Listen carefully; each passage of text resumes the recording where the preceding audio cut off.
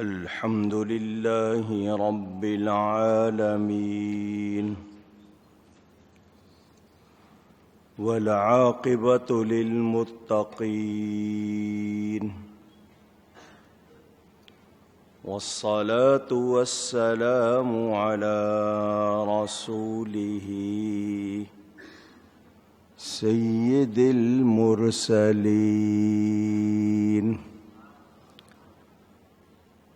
رحمة للعالمين شفيع المذنبين سيد الأولين والآخرين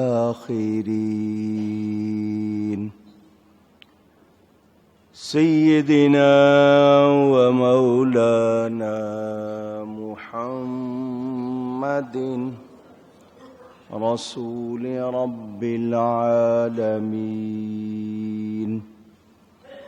وعلى آله وصحبه أجمعين. أما بعد فأعوذ بالله من الشيطان الرجيم. بسم الله الرحمن الرحيم.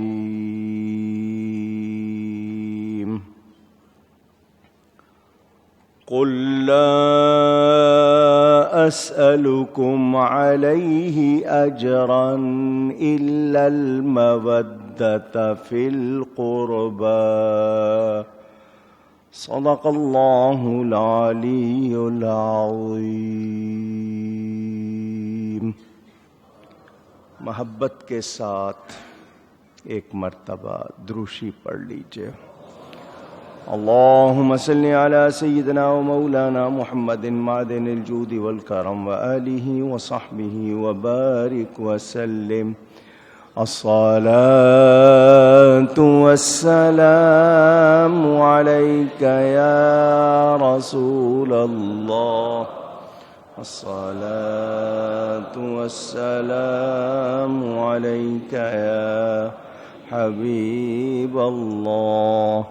الصلاة والسلام عليك يا رحمة للعالمين وعلى آلك وأصحابك يا شفيع المذنبين. پاکستان میں ماہ رمضان میں ایک جمعہ اور مل گیا ہے. اللہ تعالی کا شکر احسان کہ اس نے ہمیں ماہ رمضان عطا فرمایا. یہ رب تعالی کا مہمان عظیم الشان. عظیم الشان کا مطلب کہ اس کی شان بہت اونچی ہے، بہت اعلیٰ ہے. یہ وہ مہینہ جس میں قرآن کریم نازل ہوا، اہل ایمان اس کا انتظار کرتے ہیں. یہ آیا ایک دن ہم کہہ رہے تھے آج پہلا روزہ ہے، اور ایک آج کا دن ہے کہ کہہ رہے ہیں آخری روزہ ہے. اللہ تعالی ہمارے روزے قبول فرمائے اور ہم سب کی کوتاہیاں معاف فرمائے. ہر سال رمضان کے پہلے جمعے میں رمضان روزے کے مسائل فضائل بیان ہوتے ہیں. دوسرے جمعے میں زکوٰۃ کے حوالے سے فضائل مسائل. تیسرا جمعہ غزوہ بدر، اعتکاف، مولائے کائنات سیدنا علی اور حضرت سیدہ عائشہ صدیقہ رضی اللہ عنہم، ان کا کچھ ذکر ہوتا ہے.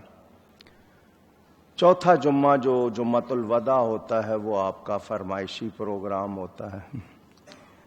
زیادہ تر آپ کی فرمائشیں ہوتی ہیں. اس سال میں نے حیات النبی کے عنوان سے نبی پاک کی زندگی، جو لوگ حضور کو معاذ اللہ زندہ نہیں مانتے، ان کو جواب دیتے ہوئے آپ کے ایمان کو مضبوط کرنے کا بیان کیا تھا.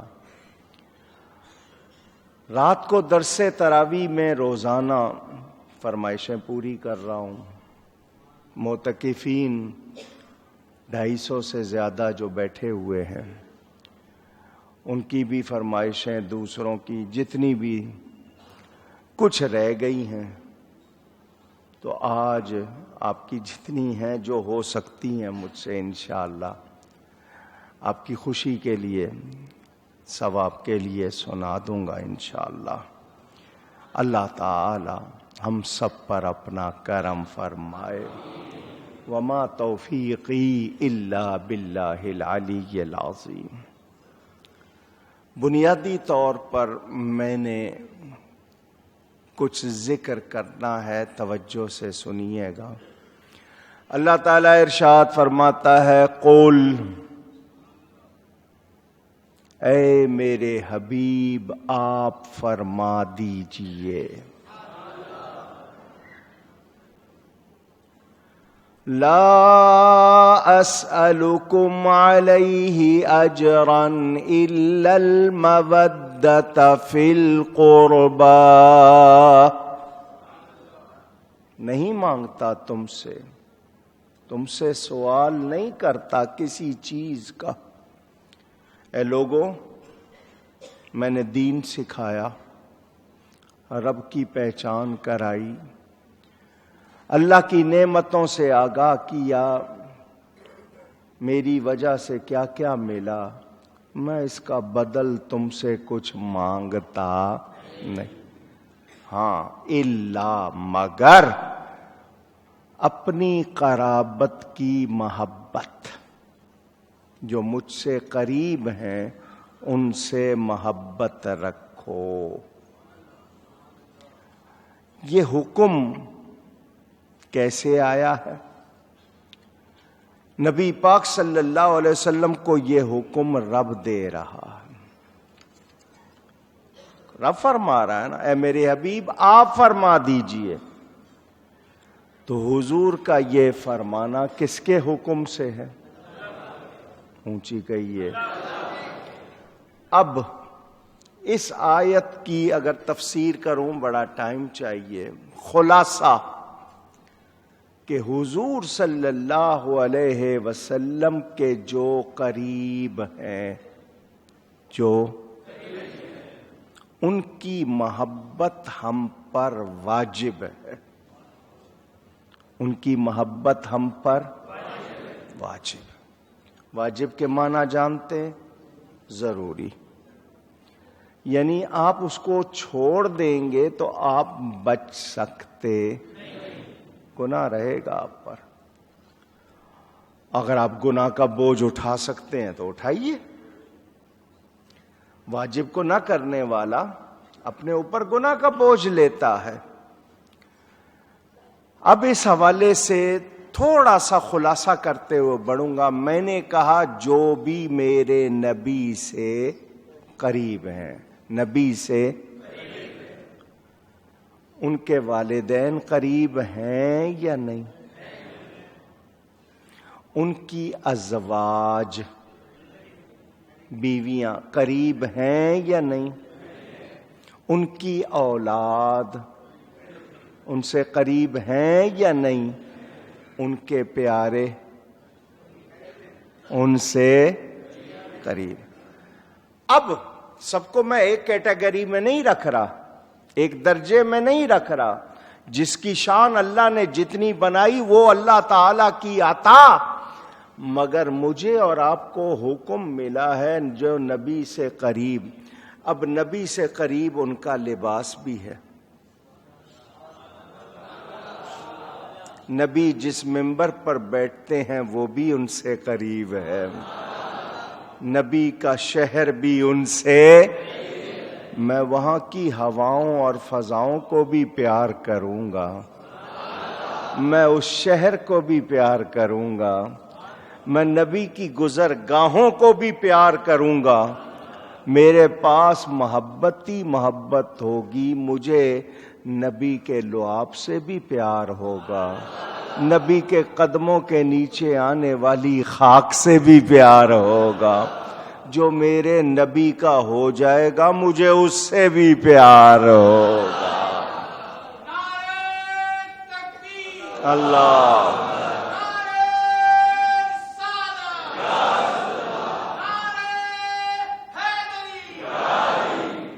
سمجھ آ گئی بات؟ یہ میں نے خلاصہ کیا ہے, سمجھنے والے سمجھ گئے.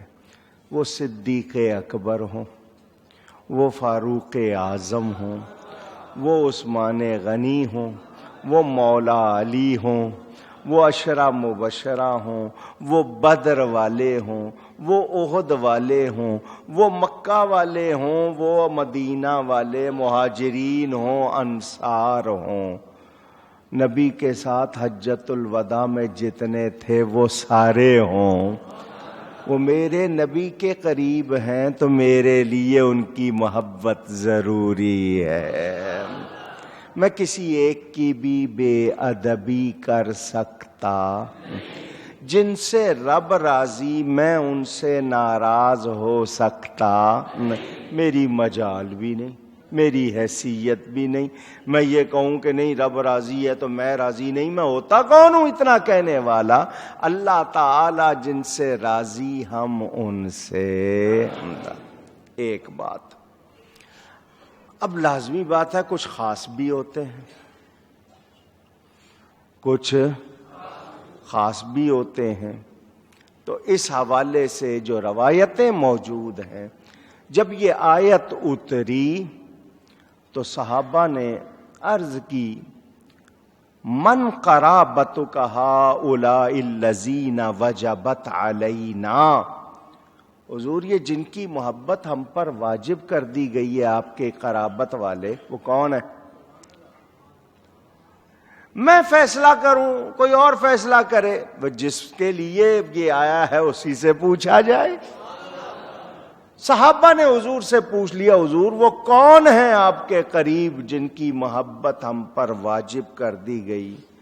تو حضور صلی اللہ علیہ وسلم فرماتے ہیں قال علی و فاطمۃ و ولدھا. وہ علی ہیں, وہ فاطمہ ہیں, اور ان کے بیٹے ہیں. نبی کریم صلی اللہ علیہ وسلم اور وہ چار, کتنے ہو گئے؟ کیا کہتے ہیں ہم؟ اب میں جو بات کر رہا ہوں دھیان سے سننا, میں چار صحابہ اور نبی کو لوں تب بھی 5 تن ہے. میرے نبی پاک اور 4 صحابہ حضرت ابو بکر, عمر, عثمان, علی, تب بھی. میں حضرت علی, حضرت فاطمہ, حسنین نبی پاک کے ساتھ ان کو لوں تو تب بھی.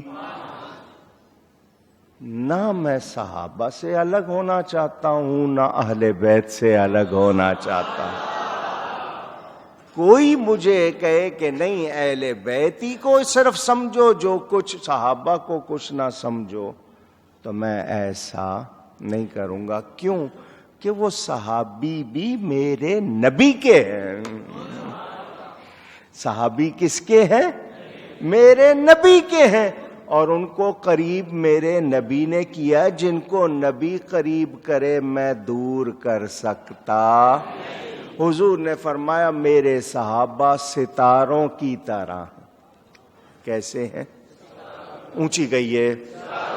اور فرمایا میرے اہل بیت حضرت نوح علیہ السلام کی کشتی کی طرح.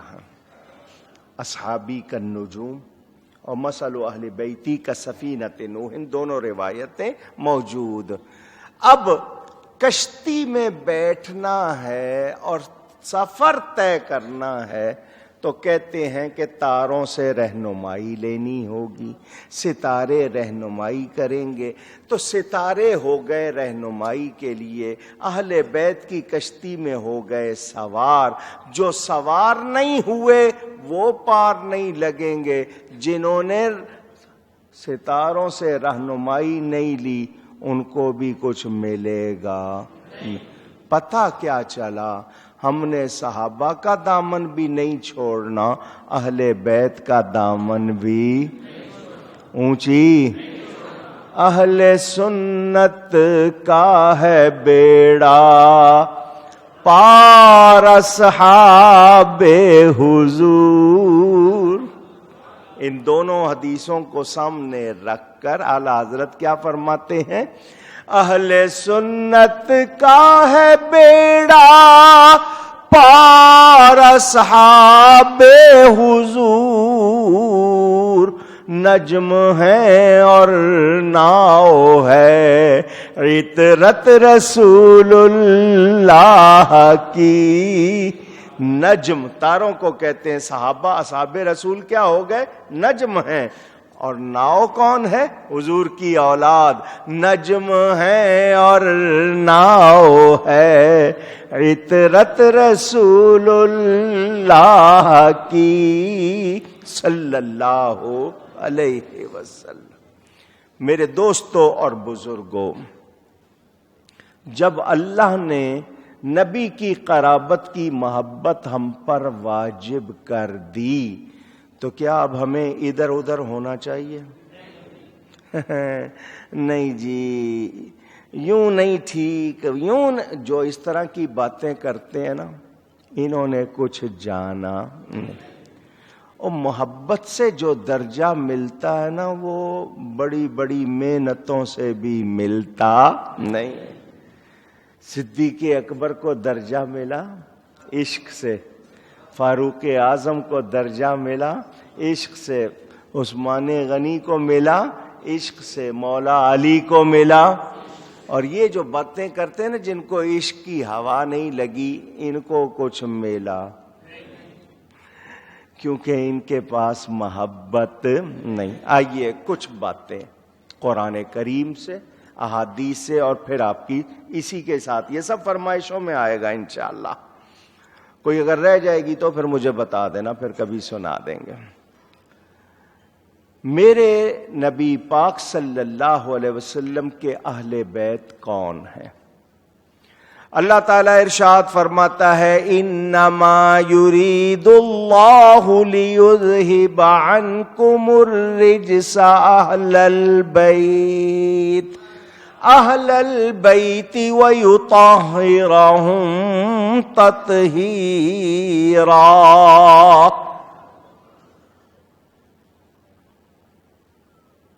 عنکم الرجس، یہ رجس کا لفظ بڑی تفصیل چاہتا ہے۔ وَيُطَهِّرَكُمْ تَطْهِيرًا، توجہ سورہ احزاب میں یہ آیت انما، یہ حصر کا کلمہ ہے، گرامر والے جانتے ہیں، سوائے اس کے اور کچھ نہیں، یہ معنی بنتا ہے۔ اللہ یہی چاہتا ہے اے نبی کے گھر والوں، تم سے ہر قسم کی آلودگی کو دور رکھے، وَيُطَهِّرَكُمْ تَطْهِيرًا، اور تمہیں پاک رکھے جیسا کہ حق ہے پاک رکھنے کا۔ قلبی صفائی، اخلاقی ستھرائی، ظاہر و باطن کی پاکیزگی کا اعلی مرتبہ، جس سے وہ معصوم تو نہیں ہو گئے، محفوظ ہو گئے اللہ کی حفاظت میں۔ یہ حصر کا مطلب قدیم ارادہ ہے، یہ نہیں کہ اچانک ارادہ نہیں، قدیم ارادہ ہے۔ اور آخر میں تطہیرا ویطہرکم کے بعد تطہیرا، مبالغہ کے لیے کہ ایسی طہارت جو کامل ہو۔ جب اللہ ان کو پاک فرمائے تو ہم ان کو پاک مانیں گے یا نہیں؟ اونچی۔ اب آپ نے یہ آیت سن لی، میں نے آپ کو پہلے بتا دیا نبی کی ازواج، بیویاں، نبی کے گھر والے، حضور صلی اللہ علیہ وسلم کی اولاد۔ اب ہم نے آج یہ بھی سن لینا اور سمجھ لینا ہے کہ اہل بیت ہیں کون، کیونکہ اس پر بھی کچھ بحث کی جاتی ہے۔ میں آپ سے صرف ایک سوال کرتا ہوں، آپ اپنی اولاد کو گھر والے کہتے ہیں باہر والے کہتے ہیں؟ سوچ کے جواب دیں۔ بیٹی کون ہے؟ گھر والوں میں ہے نا۔ داماد، جب بیٹی کا آپ نے نسبت کر دی تو اب وہ آپ کے گھر والوں میں ہے یا باہر والوں میں؟ حضور صلی اللہ علیہ وسلم کی 4 بیٹیاں ہیں، 3 داماد ہیں۔ بیٹیاں کتنی؟ داماد کتنے؟ ایک داماد کو 2 بیٹیاں دیں، یک کے بعد دیگرے، ایک کے بعد دوسری، وہ ہے حضرت عثمان۔ اسی لیے ان کا لقب ہے ذی النورین، 2 نور والے۔ اب حضرت ابی العاص، حضرت عثمان، حضرت علی، یہ 3 داماد، ان کو ہم گھر والا مانے باہر والا؟ اونچی۔ نبی کی اولاد بیٹیاں بیٹے گھر والے یا باہر والے؟ اونچی۔ تو آج وہ لوگ جو نبی کی ازواج کو اہل بیت نہیں مانتے وہ بھی غلط، جو نبی کی اولاد کو اہل بیت نہیں مانتے وہ بھی غلط۔ ہم اہل سنت ازواج کو بھی اہل بیت مانتے ہیں اور ان سب کو بھی اہل بیت مانتے ہیں۔ سمجھ آ گئی بات؟ یہ آپ نے یاد کر لینا ہے۔ کوئی اس کے خلاف بولے ان سے کہنا زیادہ بولنے کی ضرورت، تو نہیں مانتا نہ مان، تو نے جا کے اللہ کو جواب دینا مجھ سے الجھنے کی ضرورت، مجھے مت کہہ کہ میں نہ مانوں، تو نے نہیں ماننا نہ مان، ہمیں روکنے کی کوشش نہ کر، ورنہ پھر دلائل بھی ہیں اور دلائل کے ساتھ ہمارے پاس جواب بھی بہت ہے، اور ایسے جواب دے سکتے ہیں کہ ان کی بولتی بند ہو جائے۔ اللہ یا رسول۔ آؤ اب میں آپ کو سناؤں، میرے نبی نے جب ان کو خود اپنا اہل بیت فرمایا تو اب میں اور آپ ادھر ادھر ہو سکتے نہیں۔ آیت مباہلہ، اللہ تعالیٰ ارشاد فرماتا ہے فَقُلْ تَعَالَوْا نَدْعُ أَبْنَاءَنَا وَأَبْنَاءَكُمْ وَنِسَاءَنَا وَنِسَاءَكُمْ وَأَنفُسَنَا وَأَنفُسَكُمْ ثُمَّ نَبْتَهِلْ فَنَجْعَلْ لَعْنَةَ اللَّهِ عَلَى الْكَاذِبِينَ۔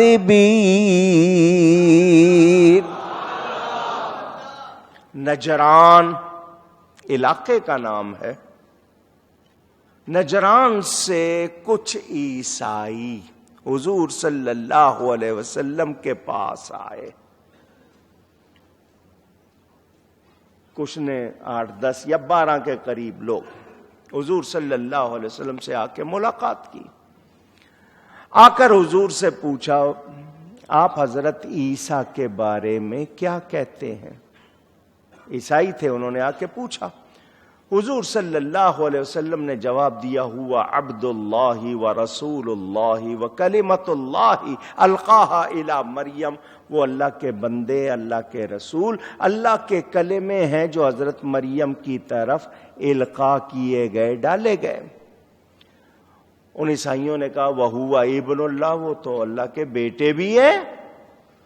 میرے آقا نے فرمایا سبحانہ ان یکون لہ ولد، اللہ اس بات سے پاک ہے کہ اس کا کوئی بیٹا یا اس کی کوئی اولاد ہو، لم یلد ولم یولد۔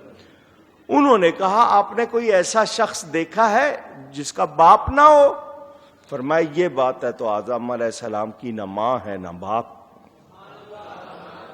آدم علیہ السلام کی ماں بھی نہیں ہے باپ بھی، وہ چپ ہو گئے وہ، لیکن انہوں نے حضور کی بات مانی نہیں۔ اللہ نے اپنے حبیب سے فرمایا محبوب ان کو دعوت دو، ان سے کہو تم اپنے بیٹے لے آؤ، ہم اپنے بیٹے لے آتے، تم اپنی بیٹیاں لے آؤ، ہم اپنی بیٹیاں لے آتے ہیں، تم اپنی جانوں کے ساتھ آ جاؤ، ہم اپنی جانوں کے ساتھ آ جاتے ہیں، اور پھر مباہلہ کرتے ہیں۔ کیا کرتے ہیں؟ مباہلہ کا مطلب دو پارٹیاں بحث کر رہی ہیں، فیصلہ نہیں ہو رہا، اللہ کی بارگاہ میں اپنا مقدمہ پیش کر دیں، یا اللہ سچے کو سچا کر دے، جھوٹے کو جھوٹا کر دے۔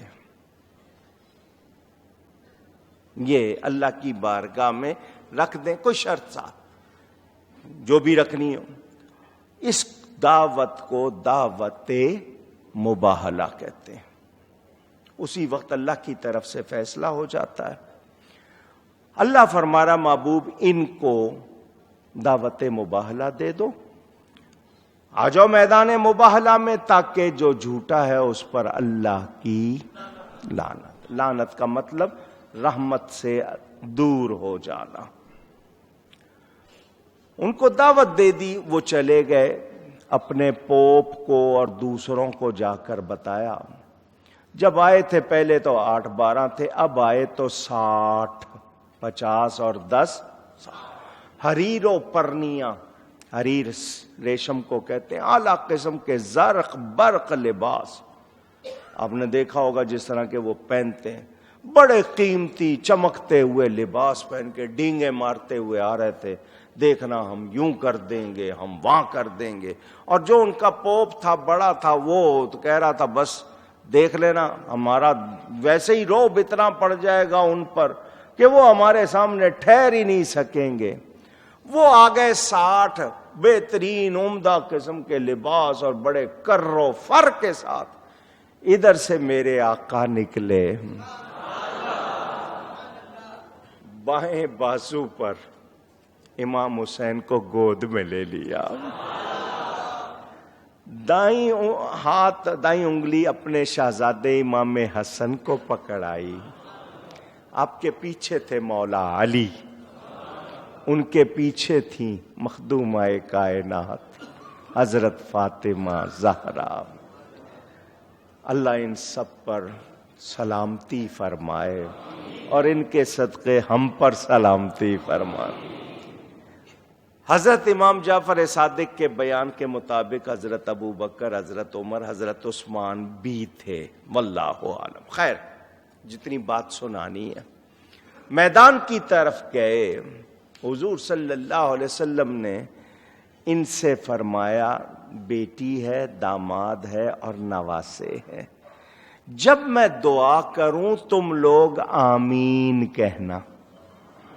آمین بھی دعا ہے، آمین کا مطلب ایسا ہی ہو، یا اللہ ایسا ہی کر دے۔ حضور صلی اللہ علیہ وسلم کا ارشاد، دھیان سے سنیں، حضور اللہ کی بارگاہ میں دعا کرتے ہیں، اللہم ہؤلاء اہل بیتی، یا اللہ یہ میرے گھر والے ہیں، میرے، بول دیجئے، وَطَهِّرْهُمْ تَطْهِيرًا، ان کو پاک رکھ جیسا کہ حق ہے پاک رکھنے کا۔ میرے نبی نے ان کو اپنے اہل بیت فرمایا یا نہیں؟ اونچی آج کوئی کہے نہیں میں نہیں مانتا تو اس کی حیثیت کیا ہے؟ وہ ہوتا کون ہے؟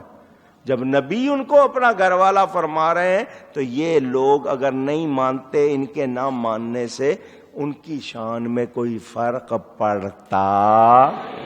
یہ آپ نے یاد رکھنا ہے۔ میں نے کہا نا میں بہت زیادہ تفصیل میں نہیں جاؤں گا۔ اسی عبارت کی روایات اور بھی ہے۔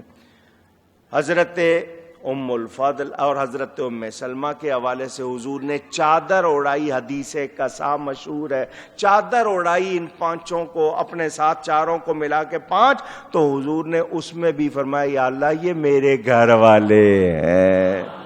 تو جب نبی نے کہہ دیا ہمیں کسی اور سے پوچھنے کی ضرورت، کوئی نہیں مانتا ہمیں کوئی پرواہ نہیں۔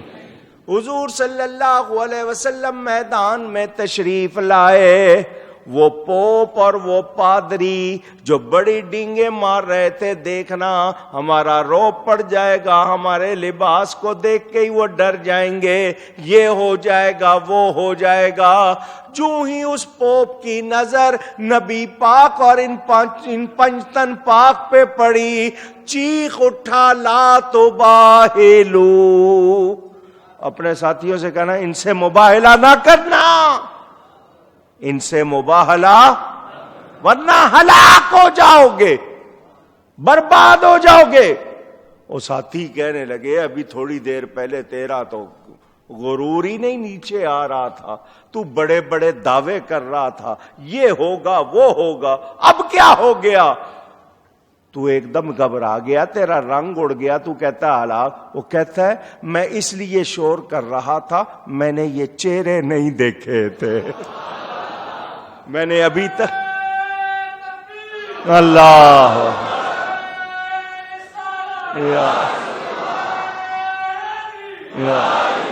میں نے یہ چہرے نہیں دیکھے تھے، اور میں نے یہ چہرے دیکھ لیے ہیں، تم تو شاید نہ سمجھو، میں تمہیں بتا رہا ہوں یہ چہرے وہ ہیں، اگر یہ دعا کر دے زمین سے ہر پہاڑ اپنی جگہ سے ہل جائے گا، سارا نظام درم برم ہو جائے گا، ان کی رعایا بن کے ٹیکس دے کے رہنا قبول کر لو، ان سے مباہلہ۔ آیت بھی آپ نے سن لی، حکم بھی سن لیا، مگر پتہ چل گیا نبی کے اہل بیت کون ہے؟ پتہ چلا؟ اونچی نبی پاک صلی اللہ علیہ وسلم ان کو اپنا اہل بیت فرمائیں تو ہم مانیں گے یا نہیں؟ اونچی۔ ترمذی شریف میں حدیث موجود، حضور صلی اللہ علیہ وسلم کا حکم، حضرت ابن عباس رضی اللہ تعالی عنہما راوی، حضور نے فرمایا احب اللہ، اللہ سے پیار کرو، اللہ سے محبت رکھو، پیار کرو، اللہ سے پیار کرو۔ کیوں؟ لما یغزوکم من نعمت، کہ وہ تمہیں نعمتیں دیتا ہے، وہ تمہیں بہت اشارے ہیں، کیا کروں، ٹائم نہیں ہے جمعے میں اتنا۔ پتہ چلا جو جس کے ذریعے جو نعمت دے، جس کے ذریعے ملے، اس سے پیار کرنا چاہیے، اس سے پیار رکھنا۔ نہیں سمجھ آ رہی بات؟ ایمان کہاں سے ملا ہے؟ قرآن کہاں سے ملا ہے؟ رمضان کہاں سے ملا ہے؟ ہیں؟ پوچھ رہا ہوں، نبی کا دامن چھوڑ دیں؟ اونچی، نبی کے صحابہ کا دامن چھوڑ دیں؟ اہل بیت کا دامن چھوڑ دیں؟ اولیاء کا چھوڑ دیں؟ تو یہ لوگ جو باتیں کرتے ہیں، انہوں نے جانا ایمان ملا ان کے صدقے، قرآن ملا ان کے صدقے، رمضان ملا ان کے صدقے، وہ کیا ہے جو ہم نے پایا نہیں۔ تو آج مانتے نہیں ہیں لوگ، تو جو انکار کرتے ہیں یہ ان کو شرم آنی چاہیے، حالانکہ اعلیٰ حضرت نے ان کو بہت پہلے کیا پیغام دیا؟ اور تم پر میرے آقا کی عنایت نہ سہی۔ او انکار کرنے والوں، تم کہتے ہو نہیں جی نبی کے ذریعے کچھ نہیں، نبی کی واسطے کچھ نہیں، نبی سے کچھ نہیں ملا، تو سنو، میرے نبی نے اگر تمہیں کچھ نہیں دیا تو اتنی بات تو سنو، اور تم پر میرے آقا کی عنایت نہ سہی، منکرو کلمہ پڑھانے کا بھی احسان گیا، منکرو نجدیو کلمہ پڑھانے کا بھی احسان گیا. اللہ یا رسول. یہ جو اپنے آپ کو مسلمان کہتے ہو یہ کلمہ کس نے پڑھایا ہے؟ اس نبی کا نام کلمے میں لیتے ہو یا نہیں لیتے ہو؟ اتنا تو مان لو. نہیں یہ بھی احسان گیا. اور تم کائے کے مسلمان ہو؟ اس نبی کے نام لیے بغیر مسلمان ہو نہیں سکتے اور پھر ان کو نہیں مان رہے, ان کی عنایات نہیں مان رہے. حضور نے فرمایا اللہ سے محبت رکھو کیونکہ وہ تمہیں نعمتیں دیتا. وَأَحِبُّونِي, اور مجھ سے محبت رکھو. اور مجھ سے کیوں؟ لِحُبِّ اللَّهِ, اللہ کی محبت کی وجہ سے. اللہ کی دو باتیں ہیں اس میں, دھیان نہیں دیا ہوگا آپ نے. اللہ کی محبت کی وجہ سے, ایک تو یہ کہ اللہ کی وجہ سے کہ اللہ نے مجھے بنایا, اور دوسری بات یہ کہ اللہ مجھ سے پیار کرتا ہے تو جب وہ پیار کرتا ہے تم بھی کرو نا. اشارہ اللہ کی محبت کی وجہ سے کہ اللہ تعالی کی وجہ سے میں ہوں جو کچھ ہوں, اور اسی نے مجھے اپنا حبیب بنایا ہے. اب کتنی اللہ سے محبت رکھو اور مجھ سے. اللہ سے محبت رکھو, نعمتیں دیتا ہے. مجھ سے محبت رکھو کہ رب نے مجھے بنایا, حبیب بنایا. وَأَحِبُّوا أَهْلَ بَيْتِي لِحُبِّي, اور میرے اہل بیت سے محبت رکھو میری وجہ سے. یہ حکم ہے, نبی کا حکم. اللہ سے پیار کرو, مجھ سے پیار کرو, اور میرے اہل بیت سے اونچی. جب نبی کہہ رہے ہیں پیار کرو اور آج کوئی کہے کہ نہیں کرو تو ان کو ہم نے کیا کہنا ہے؟ ہم دنیا چھوڑ سکتے ہیں, نبی والوں کا دامن چھوڑ سکتے نہیں. دو باتیں. یہ واقعہ قرآن میں ہے, جس طرح وہ ترتیب و یہ تفصیل نہیں ہے, لیکن یہ ساری بات فرمائش بھی ہے اور فضائل اہل بیت میں سے ہے, سنا رہا ہوں. میرے پیارے نبی پاک صلی اللہ علیہ وسلم کے شہزادے حسنین کریمین, امام حسن اور امام حسین, بیماری نے آ لیا, بیماری چھونے آ گئی, بخار ہو گیا. میرے پیارے نبی پاک صلی اللہ علیہ وسلم تشریف لائے. بچوں کو دیکھا تو گھر والوں سے کہا کیا ہوا جی, بتایا جی اس طرح طبیعت ناساز ہے. فرمایا کوئی منت مانو, اللہ کی بارگاہ کے لیے کوئی نظر مانو. سیدہ نے کہا بچے ٹھیک ہو جائیں میں 3 روزے رکھوں گی. حضرت علی نے کہا میں بھی رکھوں گا. گھر میں خادمہ تھی فضہ, اس نے کہا میں بھی رکھوں گی. حسنین نے کہا ہم بھی رکھیں.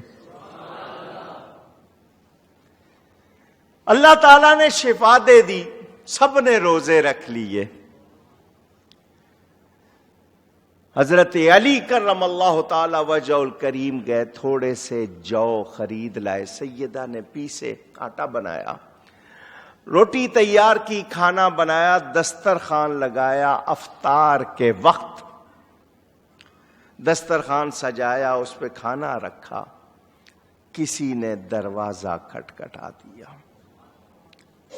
میں مسکین ہوں, انا مسکین. سلام کرنے کے بعد اے نبی کے گھر والوں میں مسکین ہوں, اطعمونی, مجھے کھانا کھلاؤ. جو تم کھاتے ہو مما تاکلون, اطعمکم اللہ من موائد الجنہ, اللہ تمہیں جنت کے کھانوں میں سے کھلائے, جنت کے دسترخوان پر کھلائے. مجھے کھانا کھلاؤ. سیدہ نے بچوں سے پوچھا ہم نے تو صرف آج روزہ رکھا ہے، یہ پتہ نہیں کب سے بھوکا ہوگا، کھانا اس کو دے دے؟ ان کا بالکل سارا کھانا اس کو دے دیا، پانی کے گھونٹ سے روزہ کھول لیا، اگلے دن پھر روزہ رکھ لیا۔ جو آئے تھے اس میں سے تھوڑے سے اور پیسے، آٹا بنایا، تیار کیا، دسترخوان سجایا، پھر دروازہ کسی نے کھٹکھٹایا، میں یتیم ہوں، انا یتیم من یتام المسلمین، اطعمونی، مجھے کھانا کھلاؤ، اطعمکم اللہ من موائد الجنہ، اللہ تمہیں جنت کے دسترخوان پر کھلائے گا، دوسرے دن کا کھانا اس کو دے دیا۔ تیسرے دن پھر روزہ رکھ لیا، 3 روزوں کی منت مانی تھی، جو بچے ہوئے جو ان کو پیسا، آٹا بنایا، کھانا تیار کیا، پھر آ گیا، اس نے کہا میں اسیر ہوں، قیدی ہوں، مجھے کھانا کھلاؤ، اللہ تمہیں جنت کے کھانوں سے جنت کے دسترخوان پر کھلائے گا۔ تیسرے دن کا کھانا اس کو دے دیا، پانی سے روزہ کھول لیا، میرے آقا تشریف لائے، چہروں پر زردی دیکھی، بھوک کے اثرات دیکھے، سارا واقعہ سیدہ نے سنایا، اس طرح ہوا، اللہ نے آیت اتاری، وَيُطْعِمُونَ الطَّعَامَ عَلَى حُبِّهِ مِسْكِينًا وَيَتِيمًا وَأَسِيرًا، اور وہ کھانا کھلاتے ہیں اللہ کی محبت میں مسکین کو، یتیم کو اور اسیر کو، انما نطعمکم لوجہ اللہ، اور کھانا کھلا کے کیا کہتے ہیں، دیکھا میں نے کھلایا نا، ایسا کھانا کھایا کبھی نا، کوئی احسان جتاتے نہیں، بلکہ کیا کہتے ہیں، کھانا کھلا کے یہ صرف اللہ کی رضا کے لیے، اللہ کی رضا کے لیے، لا نريد منکم جزاء ولا شکورا، کھانا کھلا رہے ہم تم سے کوئی بدلہ، کوئی بول کمپلیمنٹس وغیرہ، کوئی شکریہ چاہتے اونچی، کوئی بدل میں کوئی چیز مانگتے نہیں۔ حضور صلی اللہ علیہ وسلم کے پاس جبریل نے آ کر کہا، حضور اپنے اہل بیت کو اللہ کا سلام پہنچا دیجئے، وہ 3 دن آنے والا کوئی اور نہیں فرشتہ تھا، جو ان کے پاس مسکین، یتیم اور اسیر بن کر آیا، یہ ان کی اعلی شان ہے، اللہ نے اس کے بدلے ان کے لیے جنت میں اعلی نعمتیں تیار کی ہیں۔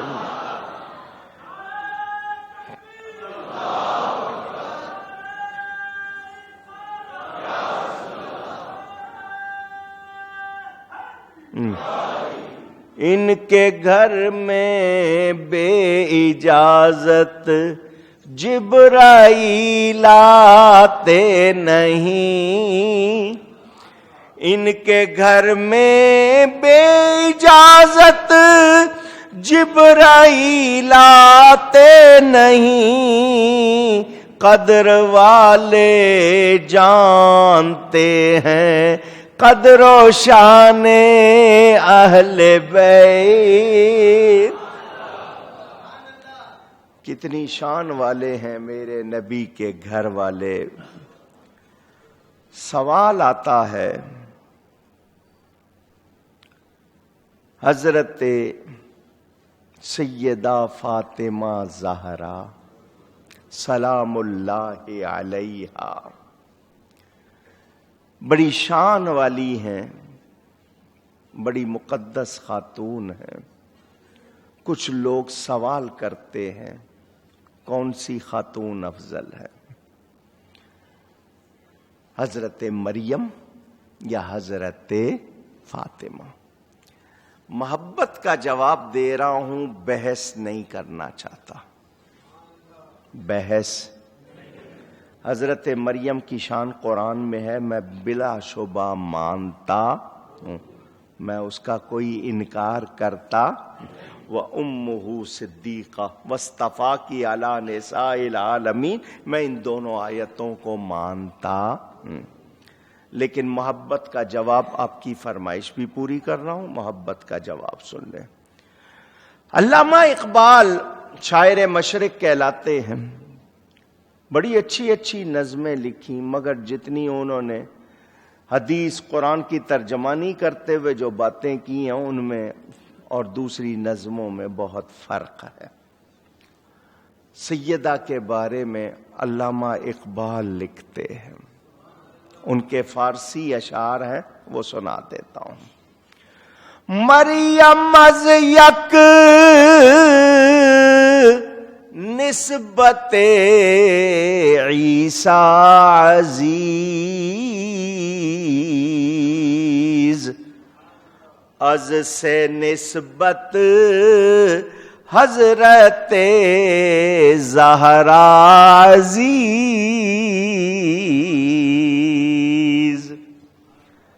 حضرت سیدہ مریم علیہ السلام کی فضیلت صرف ایک ہے کہ وہ حضرت عیسیٰ کی والدہ ہے، بڑی شان والی ہیں۔ ان کی شان کیا ہے کہ وہ حضرت عیسیٰ علیہ السلام کی والدہ ہے، یہ ان کی عزت کے نبی کی ماں ہیں، اللہ نے ان کو سارے جہان کی عورتوں میں سے چن لیا، اللہ نے شان عطا کی۔ علامہ اقبال کہتے ہیں حضرت مریم کی ایک نسبت، حضرت فاطمہ کی 3 نسبتیں، ان کو ایک وجہ سے فضیلت، ان کو اب وہ تینوں وجہ سن لیں۔ نور چشم رحمت للعالمین،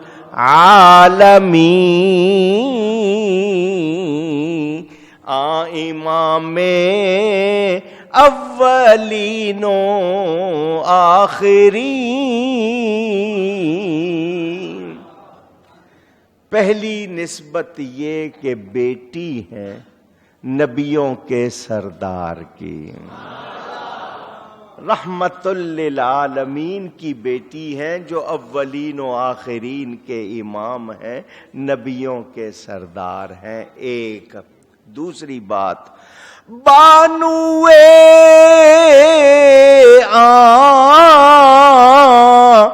تاجدار حل عطا مرتضی مشکل کشا شیر خدا۔ تم نے یہ تو سن لیا کہ بیٹی ہیں نبیوں کے سردار کی، اب یہ سن لو بیوی ہیں ولیوں کے سردار، وہ جو تاجدار حل عطا ہیں، مرتضی ہیں، مشکل کشا ہے، شیر خدا ہے۔ کتنی باتیں ہو گئیں؟ 2۔ مادر مرکز پرکار عشق اور مادر قافلہ سالار عشق، ماں ہے عشق کی پرکار کے مرکز کی۔ پرکاش کو کمپاس کہتے ہو، دائرہ بناتے ہو، سرکل، نوک گاڑ دی سینٹر میں اور گھماتے ہیں تو کیا بن جاتا ہے؟ اگر وہ نوک ہل جائے سینٹر سے دائرہ صحیح بنے گا؟ اونچی۔ علامہ اقبال کتنی پتے کی بات کر رہے ہیں۔ اے سیدہ آپ عشق کی پرکار کے مرکز کی ماں ہیں، اور یہ جو عشق کی پرکار کا مرکز یہ امام حسین ہے۔ کربلا میں اگر وہ اپنی جگہ سے ہل جاتے تو اسلام کا دائرہ بھی ختم ہو جاتا. اللہ یار وہ اپنی جگہ ڈٹے رہے، اسلام اپنی اصل پر باقی رہا. تو آپ ماں ہیں عشق کی، پرکار کے مرکز کی، اور مادر آن قافلہ سالار عشق، عشق کے قافلے کے سالار کی ماں. بیٹی ہیں نبیوں کے سردار کی، بیوی ہیں ولیوں کے سردار کی، تو ماں ہیں شہیدوں کے سردار، عاشقوں کے سردار کی ماں. یہ آپ کو فضیلتیں حاصل ہیں.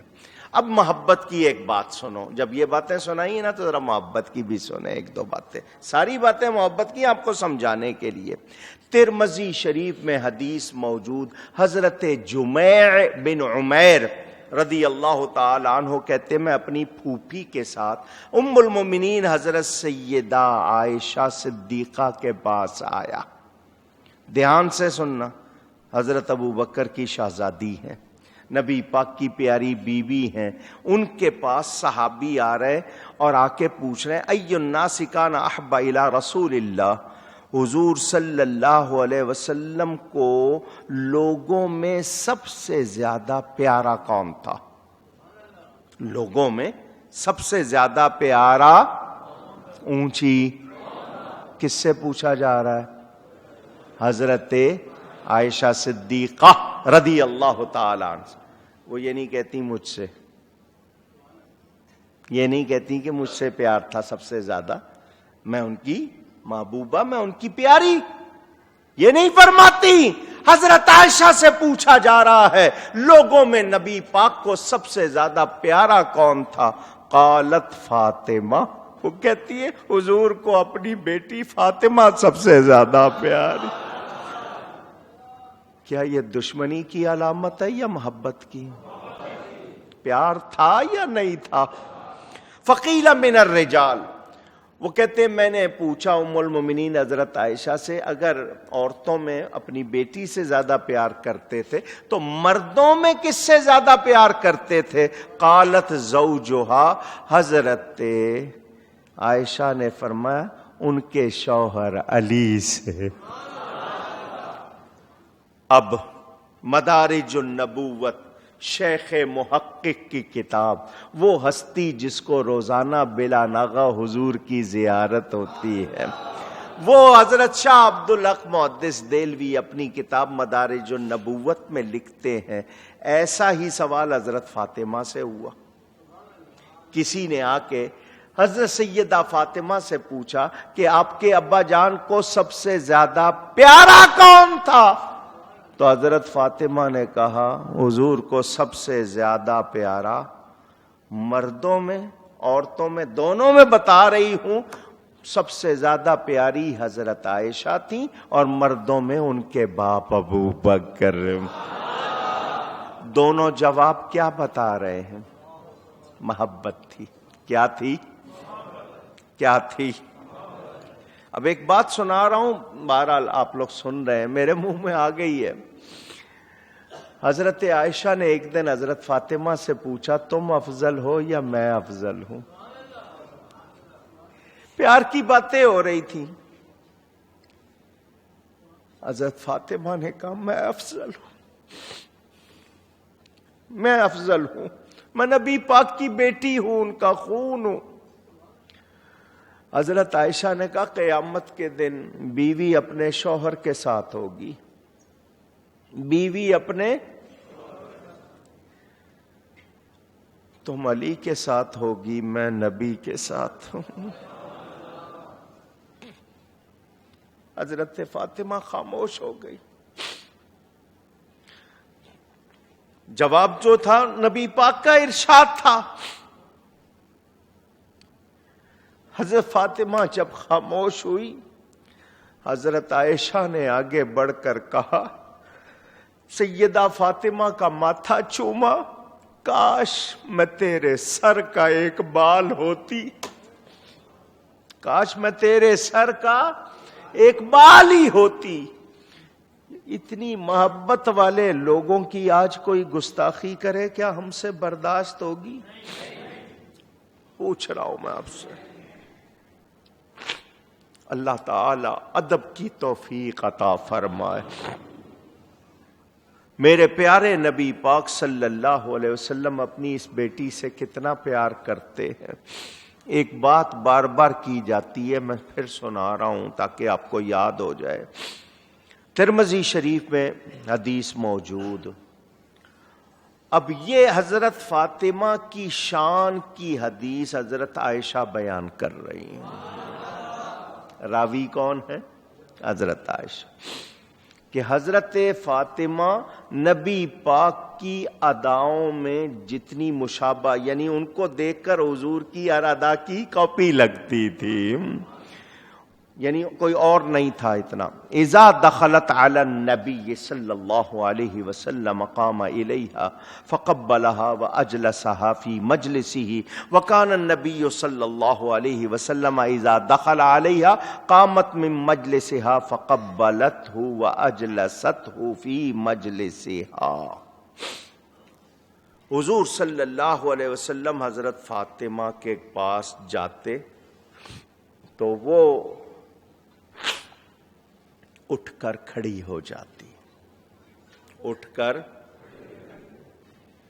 آگے بڑھ کر اپنے باپ کو چومتی، پیشانی ہاتھ چوم، حضور کو اپنے بیٹھنے کی جگہ پر ادب سے بٹھاتی۔ حضرت فاطمہ حضور کے پاس آتی، میرے نبی اٹھ کر کھڑے ہو جاتے، بیٹی کی پیشانی چومتے، ہاتھ چومتے اور اپنے بیٹھنے کی جگہ پر بٹھاتے ساتھ۔ کچھ لوگ یہ کہتے ہیں کہ جب بھی حضرت فاطمہ آتی حضور ان کی تعظیم میں کھڑے ہو جاتے، ان کی عزت کے لیے کھڑے ہو جاتے، ان کے ادب کے لیے کھڑے ہو جاتے۔ بے شک وہ نبی کی بیٹی ہیں، مگر نبی کو اتنا کم کرنے کی کوشش نہ کرو، وہ نبی ہیں۔ بڑا کھڑا ہوتا ہے تو شفقت ہوتی ہے، چھوٹا کھڑا ہو بڑے کے لیے یہ تعظیم ہوتی ہے۔ نبی کا کھڑا ہونا شفقت ہے، سیدہ کا کھڑا ہونا تعظیم ہے۔ وہ لوگ جو حضرت سیدہ فاطمہ اور حضرت علی کے لیے درجہ نبی سے بڑھانا چاہتے ہیں، یہ ان کو سنا رہا ہوں، ایسی کوشش نہ۔ ہاں کہ نہیں جی نبی ان کے احترام میں کھڑے ہو گئے، دیکھو جب نبی کھڑے ہو رہے ہیں تو نبی کا کھڑا ہونا تعظیم نہیں ہے، شفقت ہے۔ کیا ہے؟ اونچی۔ ہاں اس بات کے لیے میں نے آپ کو سنا دیا۔ میرے دوستوں اور بزرگوں، میرے نبی پاک صلی اللہ علیہ وآلہ وسلم پر آیت اتری، وَإِن مِّنكُمْ إِلَّا وَارِدُهَا، تم میں سے ہر ایک نے پل صراط پر سے گزرنا ہے۔ پل صراط پر سے گزرنا ہے۔ بال سے باریک، تلوار سے تیز، 500 یا زیادہ مدت کا فاصلہ، نیچے آگ جل رہی ہے۔ میرے آقا امت کے لیے رونے لگے، امت کے لیے۔ ہم تو سرکار کو یاد نہیں کرتے، کبھی ہوا تو وہ ہم کو بھلاتے، ہر وقت ہمارے لیے دعائیں۔ حضور روتے روتے مسجد نبوی سے نکلے، مدینہ سے نکلے، تھوڑی بستی سے باہر ایک طرف تشریف لے گئے۔ واقعہ لکھا ہے مولانا روم رحمت اللہ علیہ نے۔ فرمائش ہے، میں نے کہا بہت اچھا سنا دوں گا، لیکن توجہ سے سنیں، پیار سے سنیں۔ حضور صلی اللہ علیہ وسلم مدینہ منورہ کی بستی سے باہر تشریف لے گئے. حضرت ابو ہریرہ کہتے ہیں میں نے نبی پاک کو ادھر ڈھونڈا ادھر ڈھونڈا کہیں نظر نہیں آئے. لوگوں سے پوچھا, ایک نے بتایا میں نے تھوڑی دیر پہلے اس بستی سے باہر اس طرف جاتے دیکھا. حضرت ابو ہریرہ کہتے ہیں مجھے نبی نظر نہیں آ رہے تھے تو چین نہیں پڑ رہا تھا, میں اسی طرف چلا بستی سے باہر, دور دور تک اللہ کا نبی کہیں نظر نہیں آ رہا تھا. ایک چرواہا ملا جو اپنی بکریاں چرا رہا تھا, اپنی بکریاں. میں اس کے پاس گیا, میں نے جا کر اس سے کہا تو اللہ کے نبی حضرت محمد صلی اللہ علیہ وسلم کو جانتا ہے, تو نے ان کو دیکھا؟ مولانا روم مثنوی میں فرماتے ہیں گفت چوپا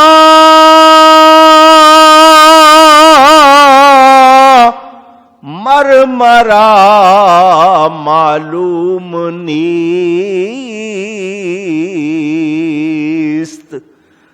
منمی دانم محمد نام کی صلی اللہ علیہ وسلم. اس چرواہے نے جو بکریاں چرا رہا تھا کیا کہا؟ میں اس نام کی کسی ہستی کو جانتا نہیں. کس کا نام ہے مجھے نہیں معلوم, تم جو کچھ کہہ رہے ہو کہ وہ اللہ کے نبی ہیں یا یہ نام ہے میں پہچانتا نہیں. حضرت ابو ہریرہ نے کہا تو میرے نبی کو نہیں جانتا؟ سن میں تجھے ان کا حلیہ بتاتا ہوں. ایسی ایسی زلفیں ہیں, اتنی پیاری آنکھیں ہیں, ایسے ان کا چہرہ ہے. اپنی طرف سے محبت سے بیان کیا, اس نے کہا میں جانتا پہچانتا نہیں. تو نے یہاں کسی کو آتے جاتے دیکھا؟ تو وہ چرواہا کہتا ہے ای قدر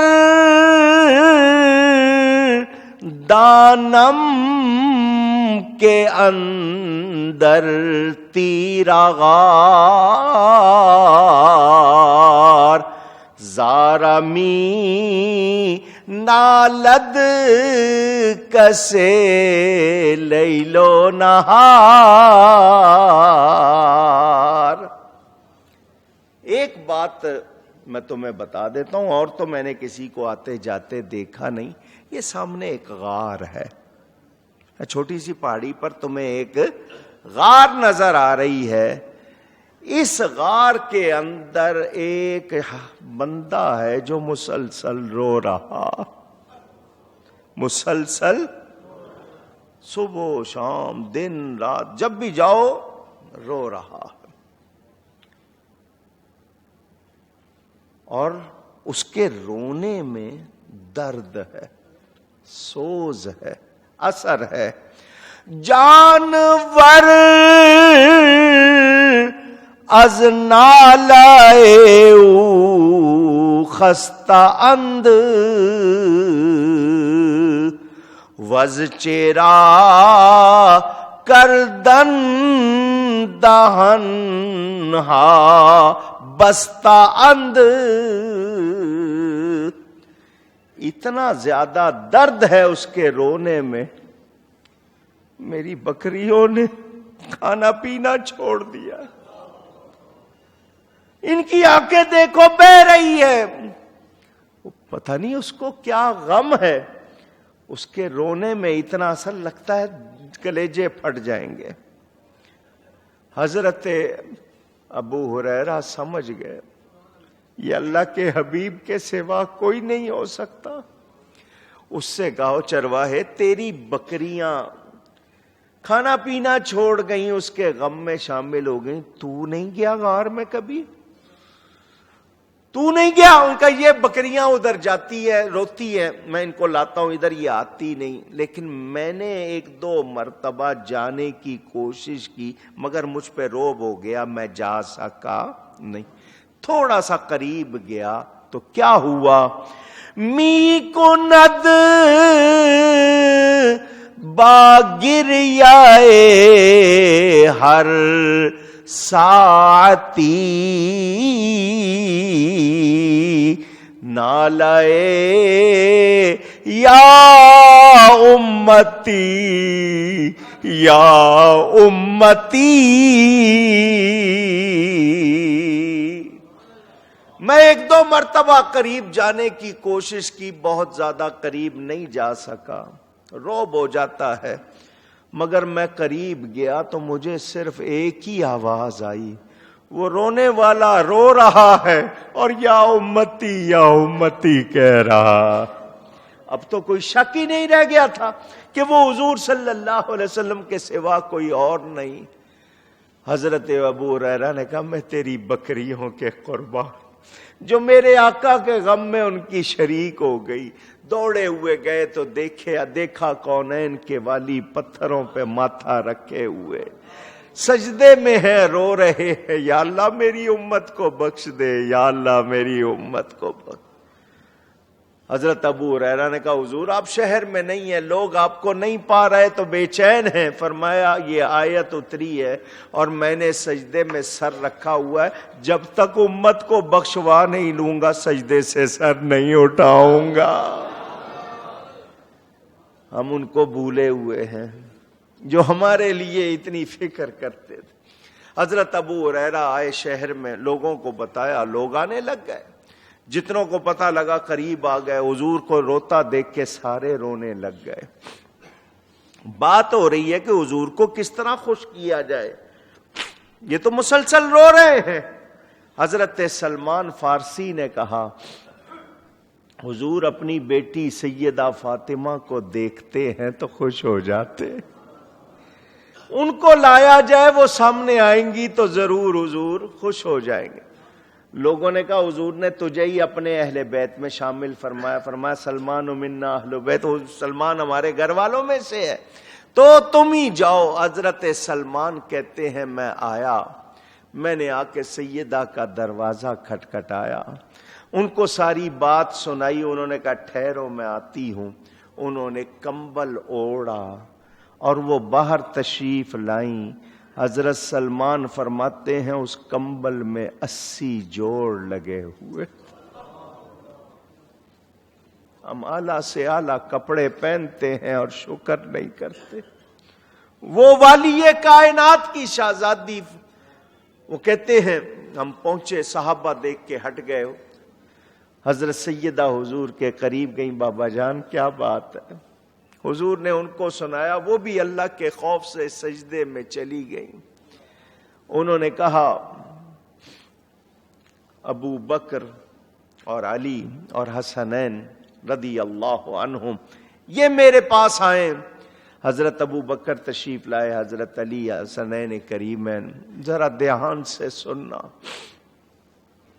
سیدہ نے حضرت ابو بکر سے پوچھا کیا آپ نبی پاک کی امت کے مردوں پر خود کو قربان کرتے ہیں؟ حضرت ابو بکر نے کہا میں قربان کرتا ہوں. سیدہ نے حضرت علی سے پوچھا کیا آپ نبی پاک کی امت کے جوانوں پر خود کو قربان کرتے ہیں؟ کہا میں کرتا ہوں. سیدہ نے دعا کے لیے ہاتھ اٹھا دیے، دعا کے لیے ہاتھ اٹھائے. اے اللہ یہ شیخ المہاجرین ابو بکر میرے بابا کی امت کے مردوں پر خود کو قربان کرتے ہیں، یہ میرے شوہر علی نبی پاک کی امت کے جوانوں پر خود کو قربان کرتے ہیں. مولا میں نبی کی امت کی عورتوں پر خود کو قربان کرتی ہوں، نبی پاک کی امت کے بچوں پر اپنے بچوں کو قربان کرتی ہوں. مولا جو تو نے نبی کی امت کو سزا دینی ہے، عذاب دینا ہے، ہمیں دے دے، بابا کی امت کو بخش دے. سب کی ہچکیاں بند گئی رو رو کے. جبریل امین آئے اور آ کر کہا فنزل جبریل وقال یا محمد صلی اللہ علیہ وسلم ان اللہ یقرئک السلام وَيَقُولُ قُلْ بِفَاطِمَةَ لَا تَحْزَنِي فَإِنِّي أَفْعَلُ بِأُمَّتِكَ مَا تُحِبُّ فَاطِمَةَ إِنَّا سَنُرْضِيكَ فِي أُمَّتِكَ۔ اے اللہ کے حبیب صلی اللہ علیہ وسلم، اللہ تعالی آپ کو سلام فرماتا ہے۔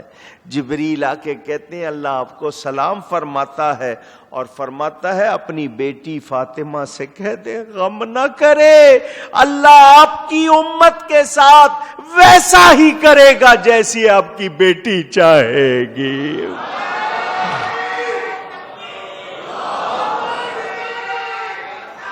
یا رسول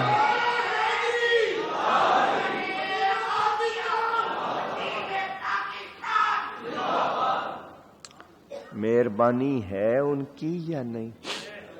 کوئی ہوں گے ایسے لجپال؟ اتنا کریم گھرانہ کوئی ہوگا؟ ہم ان کی شان کو پا سکتے نہیں، سمجھ سکتے۔ یہ تھوڑی بہت جو بیان کر دیتے ہیں، جو سنی، جو کتابوں میں پڑھی، ان کی شان اللہ جانتا۔ وہ اللہ جو رشتے ناتوں سے پاک ہے، مگر اس نے اپنے حبیب کے پیاروں کو کتنے شرف سے نوازا ہے، میں اور آپ اندازہ کر سکتے۔ میں نے آپ کو پہلے جمعے میں یہ بات سنائی تھی، علامہ اقبال جیسا شخص وہ کہتے ہیں مزرعے تسلیم را حاصل بطول، ماں دیراں را اسوائے کامل بطول۔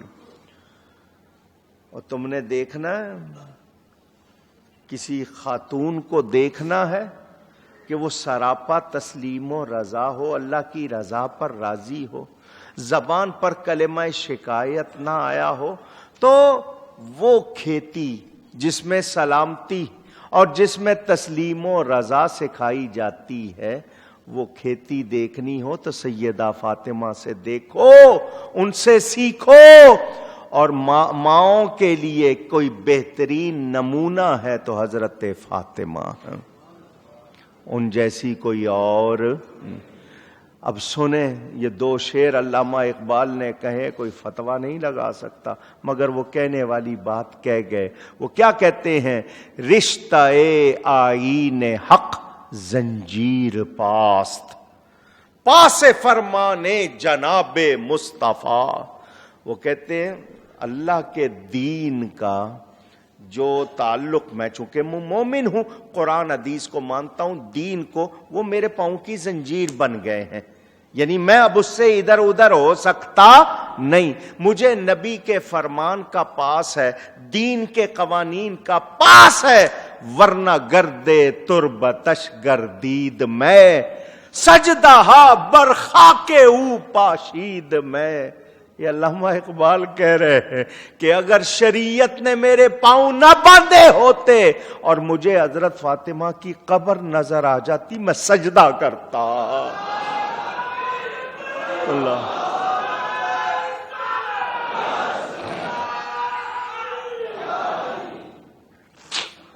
میں وہاں پر اپنی جبی جھکاتا، ایک نہیں، میں سجدے کرتا رہتا، لیکن میں دین کی پابندی کر رہا ہوں۔ حضرت سیدہ فاطمہ زہرا وہ ہستی۔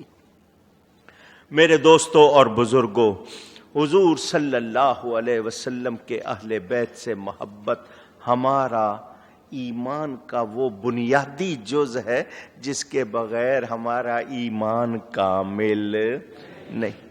اور حضرت امام شافعی، امام محمد بن ادریس شافعی فرماتے ہیں، اور نبی کے گھر والوں، تمہاری شان کے لیے اتنی بات کافی ہے، قرآن میں تمہاری محبت لازم کر دی گئی ہے، اور جو تم پہ درود نہ بھیجے اس کی نماز ہی نہیں ہوتی ہے۔ اور کیا تمہاری شان بیان کی جائے؟ اتنی شان ہی کافی ہے، جو تم پہ درود نہ بھیجے اس کی نماز نہیں ہوتی ہے۔ میرے دوستوں اور بزرگوں، میرے پیارے نبی پاک صلی اللہ علیہ وسلم اللہ کی عطا سے، دیکھیں یہ نبی کی نسبتوں کا کمال ہے، تو اللہ کی عطا سے نبی کو جو شان حاصل ہے اس کا کتنا کمال ہوگا۔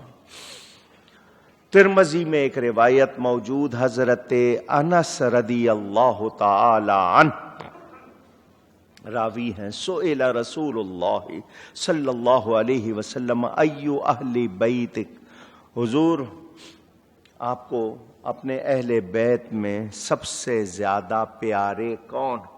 अहले बैत का अहब्बु इलैक, हुजूर आपको अपने अहले बैत में सबसे ज्यादा प्यारे कौन? क़ाल अल हसन वल हुसैन, नबी पाक ने फरमाया हसन और हुसैन। वकान यक़ूलु लिफ़ातिमा उदई ली, हुजूर सल्लल्लाहु अलैहि वसल्लम अपनी शहजादी से क्या फरमाते हैं? मेरे बेटे मुझे दो, मेरे नबी उनको चूमते भी हैं, सूंघते भी हैं। अब एक बात करने लगा हूं, समझदार जरा ध्यान दें, समझदार। हुजूर अपनी शहजादी को भी सूंघते हैं, अपने बच्चों को भी सूंघते हैं, और क्या फरमाते हैं? मुझे जन्नत की खुशबू आती है, जन्नत की, ऊंची कह दें, ध्यान से, आपने कह तो लिया ना, मैंने बात जो समझानी है उस पे तवज्जो। खुशबू पता होगा तो कहेंगे ना कि ये फलानी है, हैं? आपको गुलाब की खुशबू मालूम होगी तो आप जब सूंघेंगे कहेंगे ये कौन सी खुशबू है। खस की होगी तो बताएंगे ये खस की है, ये मोतिया है, ये चंबेली है। जानते होंगे तो ही बताएंगे ना। हुजूर फरमा रहे हैं मुझे जन्नत की खुशबू आ रही है। जानते हैं ना, जन्नत की खुशबू जानते पहचानते हैं। तो जब खून से खुशबू आ रही है तो नबी के बारे में कोई ये कहे दीवार के पीछे का इल्म नहीं, क्या वो नबी के मानने वाला है? ऊंची, अरे मेरा नबी वो जिस गली से गुजर जाते हैं लोग कहते हैं पहचानना होता नबी किधर है, खुशबू बता देती थी। हुजूर सल्लल्लाहु अलैहि वसल्लम अल्लाह की अता से कितने प्यारे। अब मैं एक मसला ज़हन में आ गया, सुनाता जाऊं। बुखारी शरीफ में मौजूद है रिवायत, इराक वाले हज को आए, इराक वाले हज को आए तो हजरत इब्ने उमर रदी अल्लाह ताला अन्हो से उन्होंने पूछा, एहराम की हालत में मक्खी और मच्छर मार सकते? एहराम पहना हुआ है हमने, हज करने आए, क्योंकि एहराम की हालत में बहुत आपको चीजें मना हो जाती हैं। तो उन्होंने पूछा मच्छर या मक्खी मार सकते? हजरत इब्ने उमर से इराक वालों ने पूछा। मैंने जवाब सुनाना है आपको ताकि आपको कोई पैगाम तो जाए। हजरत उमर ने फरमाया इनको देखो, ये मक्खी और मच्छर मारने का मसला पूछ रहे हैं मुझसे, इनको देखो, ये वो हैं जिन्होंने नबी के बेटे को कत्ल किया, इमाम हुसैन को कत्ल कर दिया। अब मुझसे मक्खी और मच्छर पूछ रहे हैं, नबी को बेटे को मारते हुए इनको कुछ याद नहीं आया था? कुछ पैगाम समझे हो? ऊंची क्या सैयदना इमाम हुसैन ने जो कुर्बानी दी उसको सलाम करने की बजाय आज हम बहसें करते हैं या नहीं? वो सही थे या नहीं? यजीद गलत था या नहीं? इमाम सही निकले या नहीं? उनका मकसद इख्तिदार था या क्या? तो जो ऐसी बातें करते हैं ना, उनसे कहना चाहता हूं अल्लाह से डरो, अल्लाह से, अल्लाह से, हाँ, अपनी फिक्र करो। इमाम के बारे में शुबा कर रहे हो ना, अपनी फिक्र करो। मेरे इमाम तो वो हैं, मेरे नबी ने पहले ही ऐलान कर दिया ये जन्नत के नौजवानों के सरदार है। इमाम के खिलाफ बकवास करने वालों को सुन लेना चाहिए। हुजूर सल्लल्लाहु अलैहि वसल्लम वो जिनकी निस्बत ने ये शान दे दी कि ये जन्नत के नौजवानों के सरदार। मेरे दोस्तों और बुजुर्गों, दूसरा एक मसला, फिर उसके बाद मैं समेटूंगा। حضرت سیدنا امام حسن رضی اللہ تعالی عنہ کم سن ہیں، زندگی کی بہاریں ابھی کم دیکھی ہیں، یعنی گنتی کے لیے جو سال ہوتے ہیں جس کو آپ بچپن کہتے ہیں، عمر کم ہے. میں چھوٹے کا لفظ ان کے لیے سوچ بھی نہیں سکتا. وہ چھوٹے کبھی بھی نہیں تھے، نبی کی وجہ سے وہ ہمیشہ سے بڑے ہیں، بڑی شان والے. عمر چھوٹی کہہ لو. مسجد میں آ گئے میرے نبی پاک، ممبر پر رونق افروز خطبہ ارشاد فرما رہے تھے. دروازے سے حضرت امام حسن آ گئے. ابھی کم سن تھے، ان کے پاؤں صحیح طرح نہیں جم رہے تھے. حضور صلی اللہ علیہ وسلم نے دیکھا، ممبر سے اتر کے آگے گئے، اپنے بچے کو گود میں اٹھا لیا.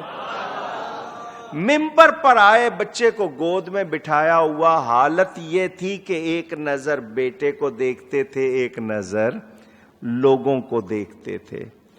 رسول اللہ تھے رونق فضا مسجد کے ممبر پر، حسن بھی جلوہ آرا تھے قریب حضرت سرور. کبھی چشم خدا بھی روئے پر نور حسن پر تھی، کبھی اصحاب کی جانب نگاہ بندہ پرور تھی. میان خطبہ لوگوں سے شہ والا نے فرمایا، میرا فرزند ہے، سید ہے یہ خاتون کا جایا. بلا شک ہے یہ صدیقوں شہیدوں کے رفیقوں میں، سبب سے اس کے صلح ہوگی دو مسلم فریقوں میں.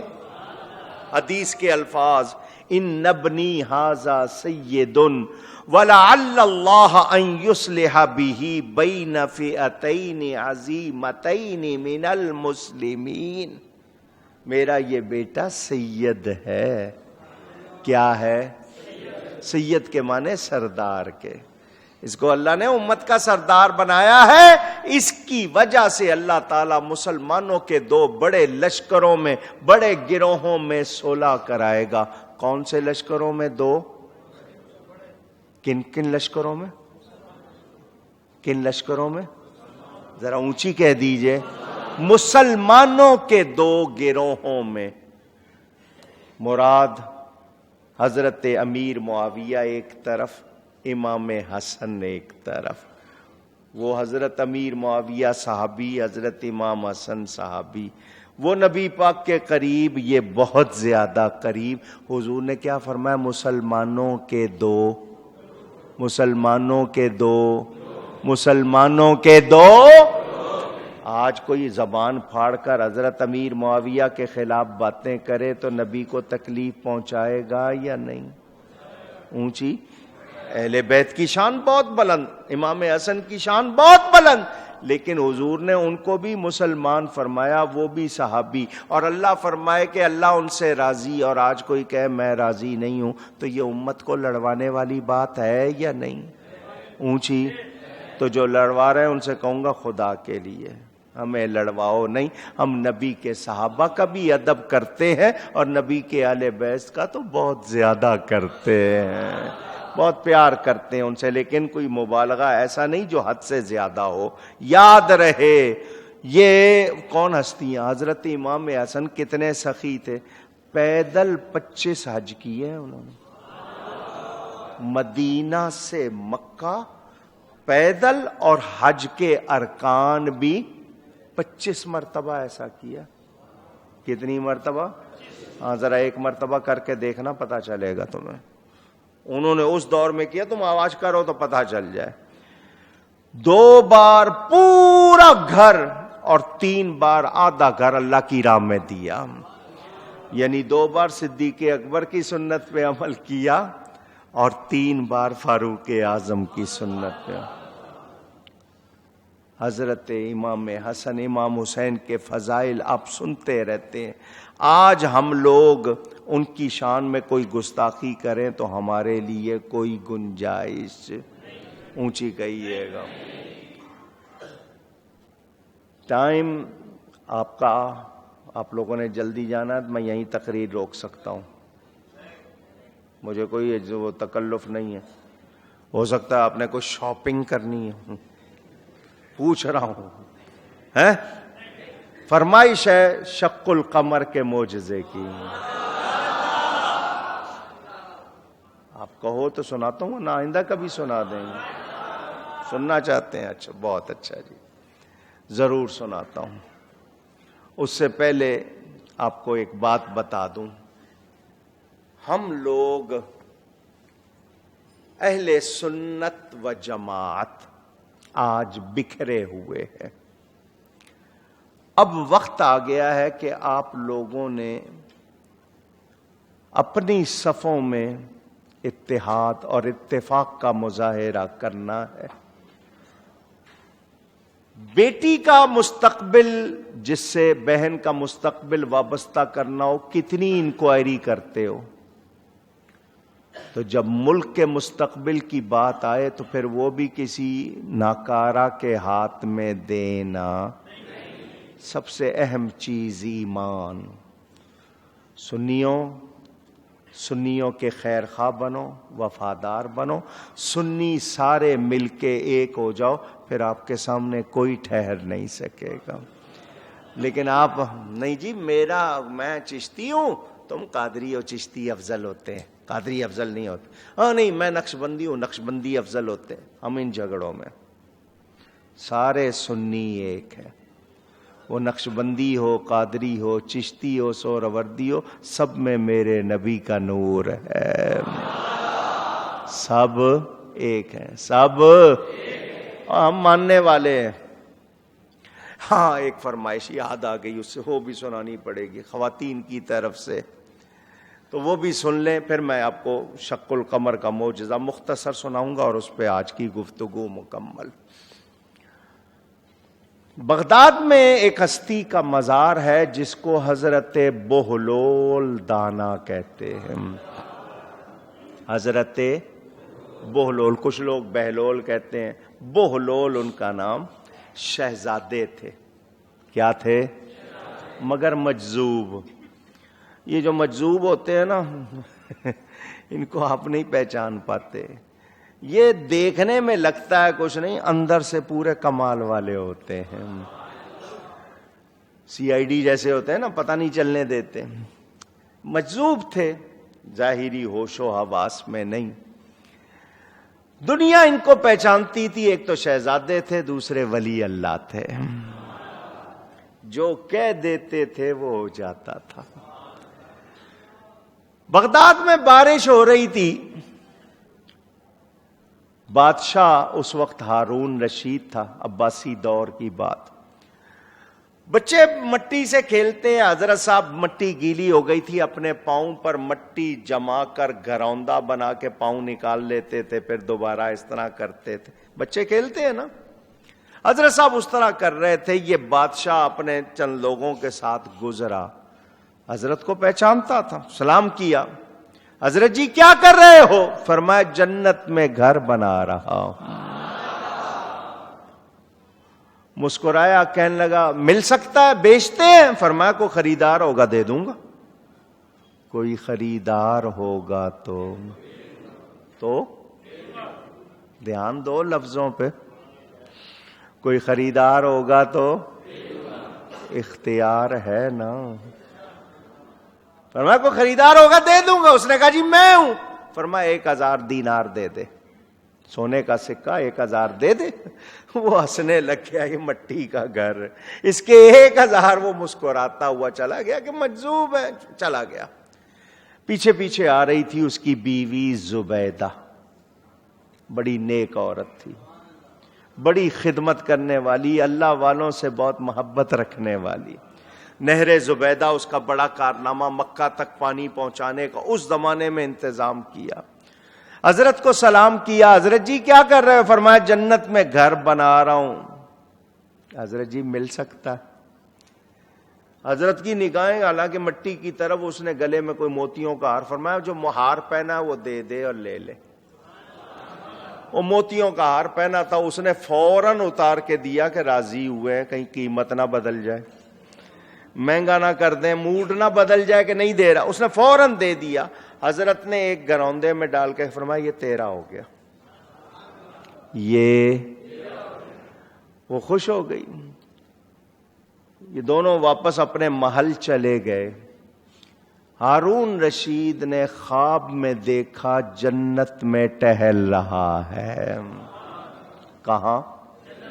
جنت میں ٹہل رہا ہے. ٹہلتے ٹہلتے ایک محل نظر آیا موتیوں کا بنا ہوا، اس پہ لکھا ہوا زبیدہ زوجہ ہارون رشید. اندر جانے لگا تو دربان نے، فرشتے نے روک دیا. میری بیوی کا گھر ہے. انہوں نے کہا تیری بیوی کا ہے، تیرا. کچھ سمجھے ہو؟ کیا سمجھے ہو؟ ضروری نہیں ہے کہ شوہر ہی جائیں، بیویاں بھی جا سکتی ہیں جنت میں. آپ سمجھتے ہیں ہم لے کے جائیں گے؟ ہو سکتا ہے آپ باہر کھڑے رہو اور وہ چلی جائیں. بیویوں کے ساتھ برا سلوک نہیں کیا کرو. اور بیویوں سے بھی گزارش ہے شوہروں پہ تھوڑی سی مہربانی کیا کریں، مارا وارا نہ کریں، ان کو گالیاں نہ دیا کریں، ان کو تنگ نہ کیا کریں. دونوں رشتے کائے کے ہیں؟ پیار کے. کون سے رشتے ہیں؟ اونچی. دونوں طرف معاملہ بگڑا ہوا ہے آج کل. میرے پاس جتنی شکایتیں آتی ہیں آپ ساری سنیں تو آپ حیران رہ جائیں. لطیفے تیار ہو سکتے ہیں بہت سارے. خیر جی تیری بیوی کا ہے. اس نے کہا میری بیوی؟ کہا جی ہم کب کہہ رہے ہیں ہماری، تمہاری بیوی کا ہے. تو میں اندر جانا چاہتا ہوں. انہوں نے کہا تم جا سکتے. اس سے ذرا خواب میں فرشتے سے، آخر بادشاہ تھا نا، میری بیوی کا میں جاؤں؟ وہ اتنا کہا تو آنکھ کھل گئی. آنکھ کھل گئی. پاس بیوی زبیدہ. اس سے پوچھنے لگا تو نے کیا نیکی کی ہے؟ میں نے جنت میں تیرا گھر دیکھا ہے، جنت میں تیرا. اس نے کہا الحمدللہ. خوش ہو گئی. میں نے بہلول سے خریدا تھا، میرا سودا سچا نکلا. میرا سودا، موتیوں کا ہار دیا تھا، تو نے دیکھ لیا میرا سودا سچا. وہ کہنے لگی وہ تو مجھے بھی دے رہے. وہ کہنے لگا مجھے بھی دے رہے تھے، میں نے تو نہیں لیا. اس نے کہا تیری قسمت، لیکن یہ کہ مجھے پتا چل گیا میں نے خریدا ہے تو مجھے واقعی گھر مل گیا. تو نے دیکھ لیا. وہ دوڑا ہوا پھر گیا باہر، دیکھا تو حضرت صاحب اسی طرح گروندے بنا رہے تھے. حضرت بولول جا کے کہنے لگا حضرت جی کیا کر رہے ہو؟ فرمایا جنت میں گھر بنا رہا ہوں. حضرت جی مل سکتا ہے؟ فرمایا کو خریدار ہوگا دے دوں گا. حضرت جی میں ہوں، کتنی قیمت؟ فرمایا بادشاہی چھوڑ دے لے لے. بادشاہی چھوڑ دے لے لے. حضرت جی زبیدہ کو تو بڑا سستا دے دیا. فرمایا اس نے بن دیکھے لیا، تو دیکھ کے لے رہا.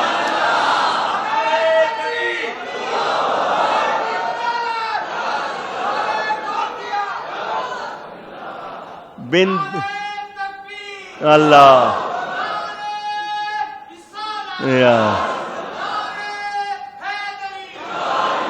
بن دیکھے کی قیمت اور ہوتی ہے دیکھے کی قیمت. اور جب غلاموں کی یہ شان ہے، آقا کی کتنی شان ہے.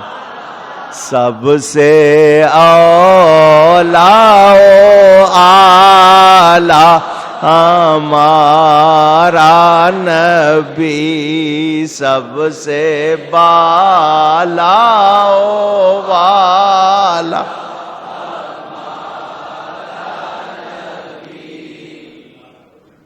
ابو جہل اینڈ پارٹی.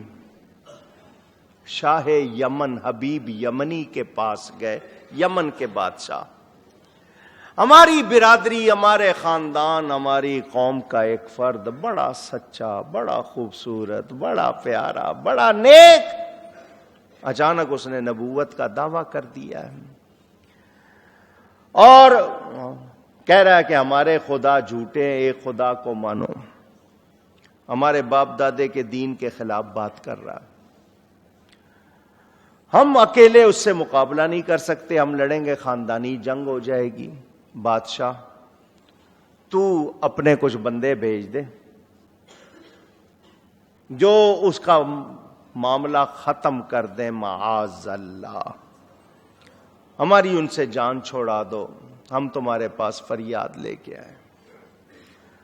بادشاہ نے کہا اس طرح کاروائی نہیں ہوتی ہے، تم شکایت لائے ہو، مجھے معلوم کرنے دو وہ کون ہیں، کیا ہیں، کیسے ہیں، پوری تسلی۔ ابو جہل کہنے لگا بڑے جادوگر ہیں۔ بادشاہ ان کو بلانا نہیں، تجھ پہ بھی جادو چل جائے گا، تو نے اگر ان کو دیکھ لیا تجھ پہ بھی جادو کر دیں گے، وہ جو آتا ہے جادو کر دیتے ہیں اور پھر جادو کے اثر سے وہ بندہ نکلتا نہیں ہے۔ بادشاہ کے پاس جادوگر بھی بیٹھے تھے، وہ کہنے لگے تو ہمارے بادشاہ کی توہین کر رہا ہے، ہم جادوگر ہیں، ہم جیسا جادوگر کسی ماں نے جانا نہیں، کون ہے جو ہم سے جادو میں مقابلہ کرے؟ وہ ابو جہل تھوڑا سا ٹھنڈا پڑا۔ بادشاہ نے کہا میں اس بارے میں جو کر سکتا ہوں دیکھوں گا، تسلی کروں گا، اگر واقعی کوئی ایسا مسئلہ ہوا تو پھر میں جو کر سکتا ہوں کروں گا، اور اگر نہیں تو پھر معذرت۔ مشورہ ہوا، ابو جہل کو بادشاہ نے کہا کہ تم چلو، میں خود مکہ آؤں گا، میں خود اس نبی سے ملوں گا، ان کو دیکھوں گا، میرے ساتھ حکیم بھی ہے، طبیب، ڈاکٹر جن کو کہتے ہیں، اگر اس کو کوئی مرض ہوگا علاج کرائیں گے، میرے پاس جادوگر بھی ہے، اگر وہ جادوگر ہے مقابلہ کرا دیں گے، جادو کا توڑ کرنے والے بھی ہیں، اگر اس پر جادو ہوگا تو وہ اتارنے کی بات کریں گے، علماء بھی ہیں، دوسرے لوگ بھی ہیں، تو ہم دیکھ لیں گے، تسلی کر لیں گے، اگر واقعی کوئی مسئلہ ہوگا اور وہ کسی طرح غلط ثابت ہوئے تو پھر میں تمہاری مدد کروں گا، پہلے مجھے تسلی کرنے دو۔ ابو جہل نے کہا میری مانتے، آپ صرف بندے بھیج دیتے، خود نہ آتے، آپ کے چند بندے جائیں گے کام ہو جائے گا، ہم کچھ کریں گے تو پھر ہم پر وہ خاندانی جنگ شروع ہو جائے گی۔ بادشاہ نے کہا میں ایسا کر سکتا نہیں۔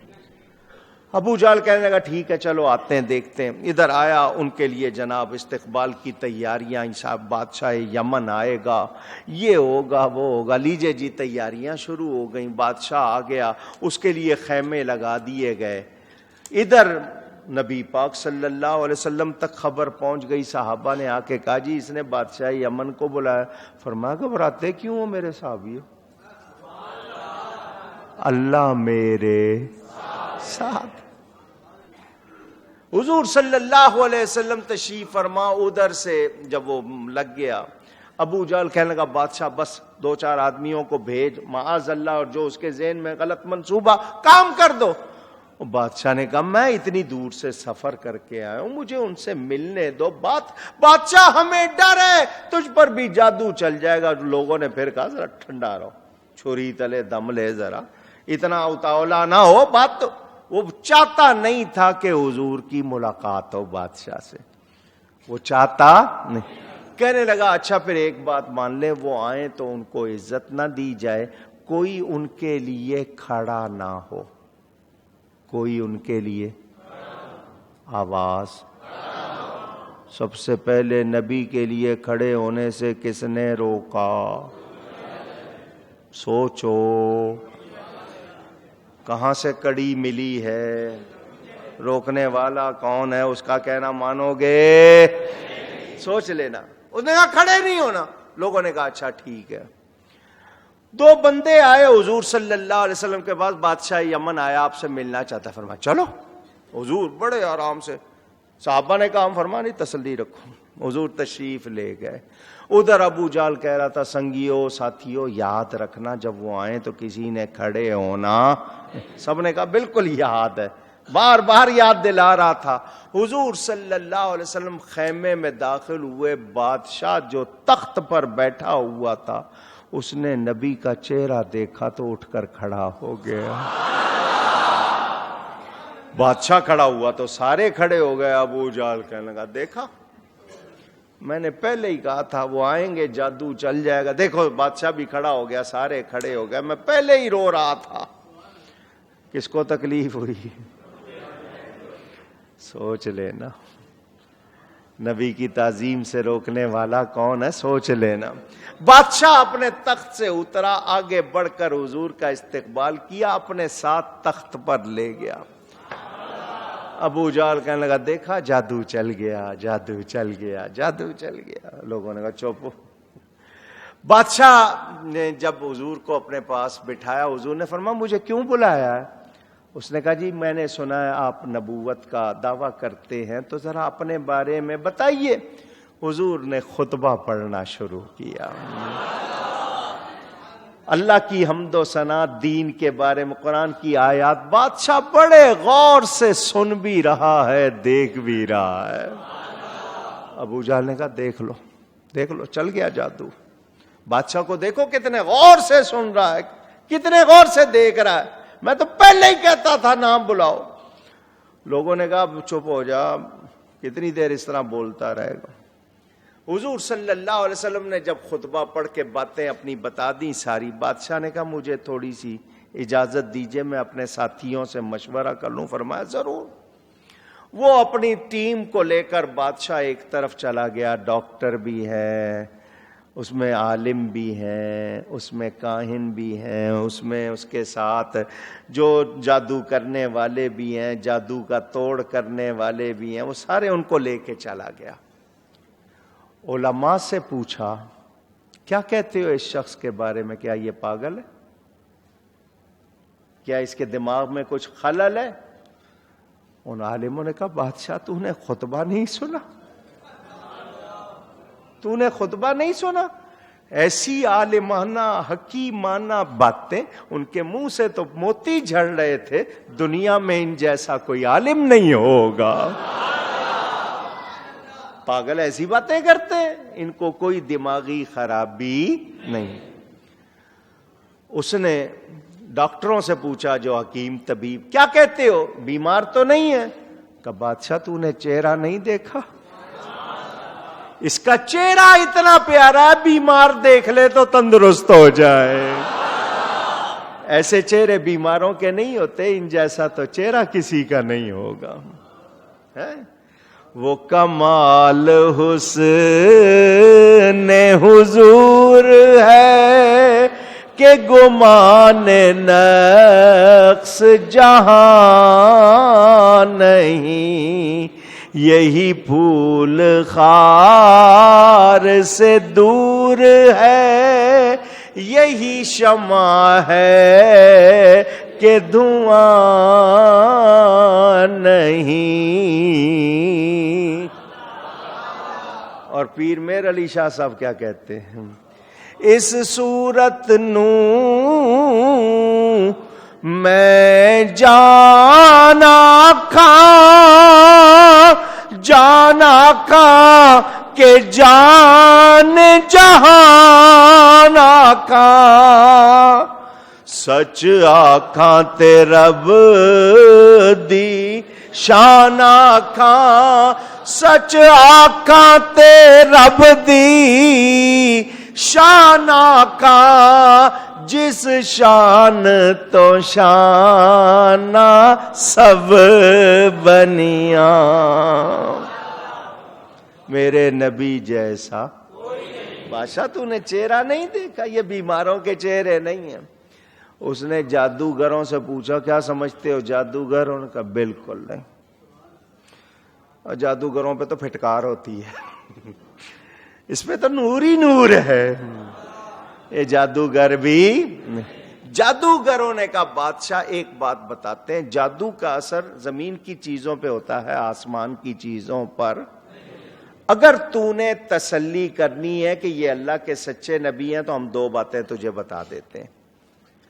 پہلی بات تو یہ کہ جادو والے کاہن دل کی بات بتا سکتے ہیں, دل کی بات ٹھیک نہیں کر سکتے. بتا سکتے ہیں, ٹھیک نہیں.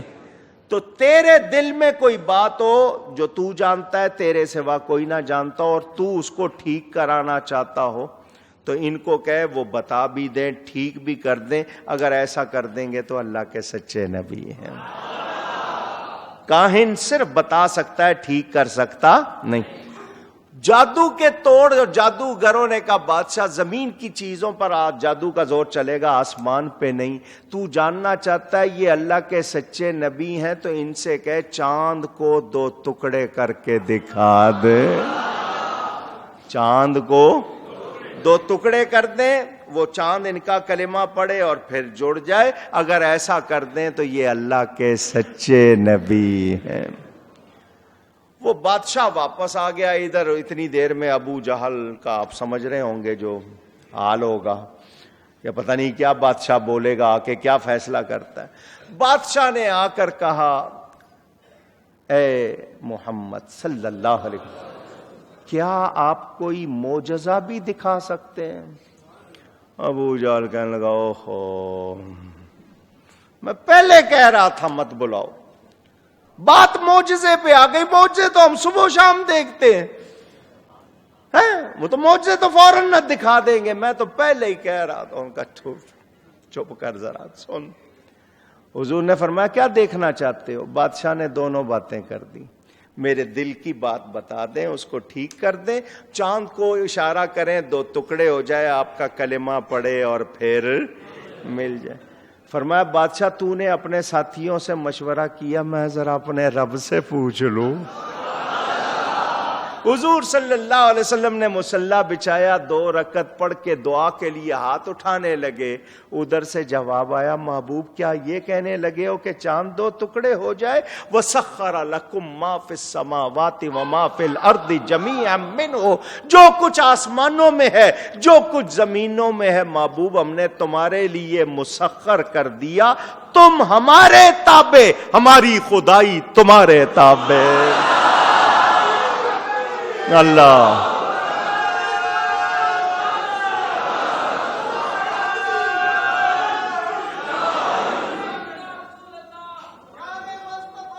زندہ باد، تم ہمارے تابع، ہماری خدائی۔ حضور صلی اللہ علیہ وسلم نے فرمایا بادشاہ رات ہو جانے دے، رات گہری ہو جانے دے تاکہ چاند چمک جائے، نظر آئے۔ ابھی تو دن کا وقت تمہیں نظر نہیں آ رہا، گہری ہو جانے دے، جو تو نے کہا ہے وہ دیکھ لے گا، اور جو تیرے دل کی بات ہے وہ بھی تجھے بتا دیتا ہوں۔ ہو گئی رات، چاند چمکنے لگا، میرے نبی نے انگلی کا اشارہ کیا۔ علامہ اقبال وہ کیا کہتے ہیں، پنجائے او پنجائے حق می شود، ماہ از انگشت او شق می شود۔ اور نبی کے ہاتھ کا کمال سننا چاہتے ہو؟ ان کے پورے ہاتھ کا کمال تمہیں کون بتائے؟ اس کی صرف ایک انگلی کا اشارہ ہوتا ہے، چاند 2 ٹکڑے ہو جاتا ہے۔ تیری انگلی اٹھ گئی، مہکا کلیجا چر گیا، اور تیری مرضی پا گیا سورج پھرا الٹے قدم۔ حضور نے فرمایا ابو جہل آ جاؤ، سارے دیکھ لو۔ میرے نبی نے انگلی کا اشارہ کیا، چاند 2 ٹکڑے ہوا، حضور کا کلمہ پڑھا، حضور نے اشارہ کیا، پھر مل گیا۔ قرآن میں ہے اقتربت الساعۃ وانشق القمر، قیامت قریب آ گئی، چاند 2 ٹکڑے ہو گیا۔ اور یہ لوگ کہتے ہیں یہ وہی جادو۔ ابو جہل کہنے لگا جادو جادو جادو۔ حضور نے فرمایا بادشاہ تیرے دل کی بات یہ، تیری ایک بیٹی ہے، آنکھوں سے اندھی ہے، کانوں سے بہری ہے، ہاتھوں سے لولی اور پاؤں سے لنگڑی، تجھے شرم آتی ہے، تو بادشاہ ہے، تیری بیٹی معذور اپاہج ہے، تو بہت ہی اس کے لیے اپنے اندر روتا ہے، جا جا کے دیکھ لے، وہ بھی ٹھیک ہو گئی ہے۔ اللہ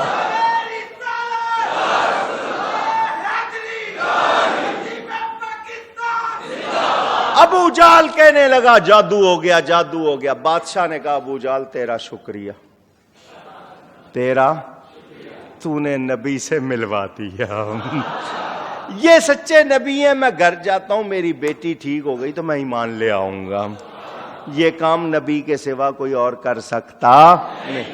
وہ گھر پہنچا، وہ بیٹی جو چل نہیں سکتی تھی، جو ہل نہیں سکتی تھی، تندرست ہو کے دروازے پہ آئی، اپنے باپ کا استقبال کیا، دیکھ بھی رہی ہے، سن بھی رہی ہے، ہاتھ بھی ٹھیک، پاؤں بھی ٹھیک۔ بیٹی تو ٹھیک ہو گئی۔ بیٹی کہنے لگی بابا وہ اللہ کا نبی جو مکہ میں تیرے پاس کھڑے ہو کر انگلی کا اشارہ کر کے چاند کو دو ٹکڑے کر رہا تھا، وہیں سے پھونک مار کے مجھے ٹھیک کر رہا تھا۔ اللہ اکبر۔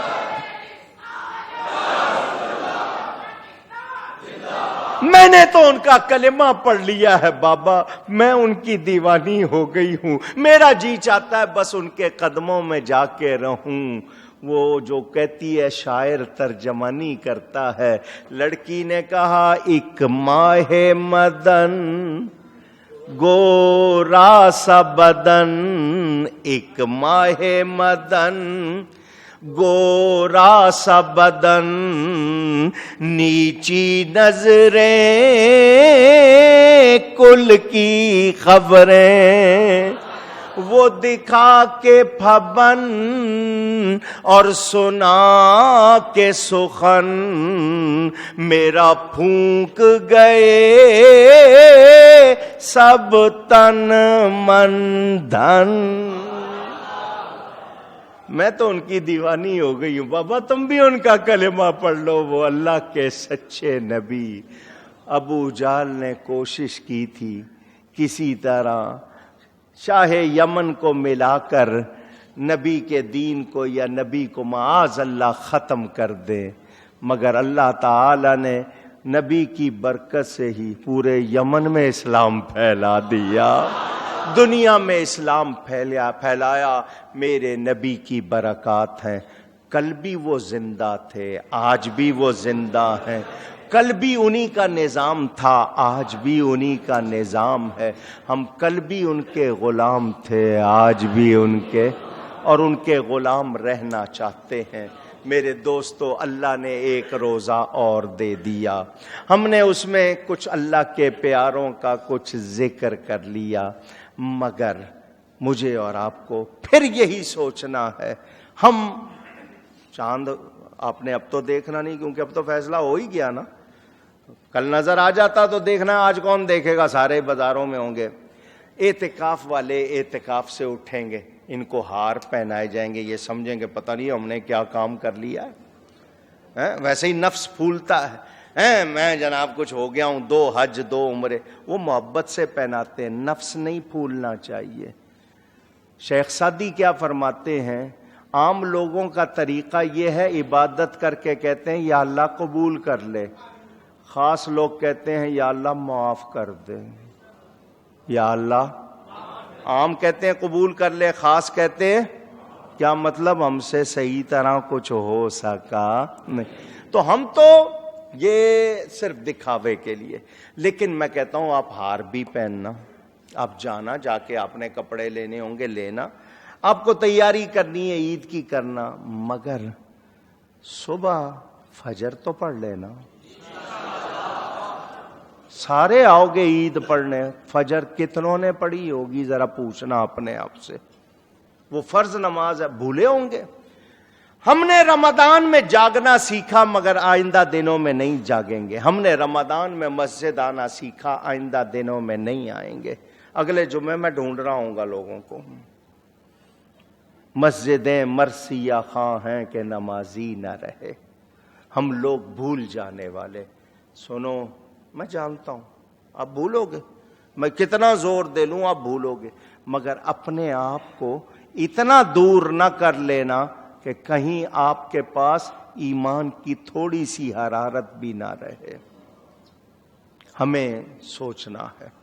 سنیو، سب سے زیادہ یلغار تم پر ہے، کیوں کہ تم نبی کے نام پر کٹتے ہو، مٹتے ہو، نبی کے نام پر جان قربان کرتے ہو، کیونکہ جو خراب جانور ہوتا ہے اس کی قربانی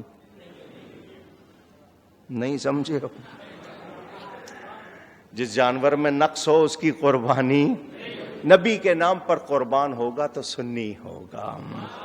سنیوں، ہم نے آج دنیا کو بتانا ہے ہم نبی کے غلام ہیں، ہم خرابی ڈالتے نہیں، ہم خرابی مٹاتے ہیں، ہم فساد کرنے والے نہیں۔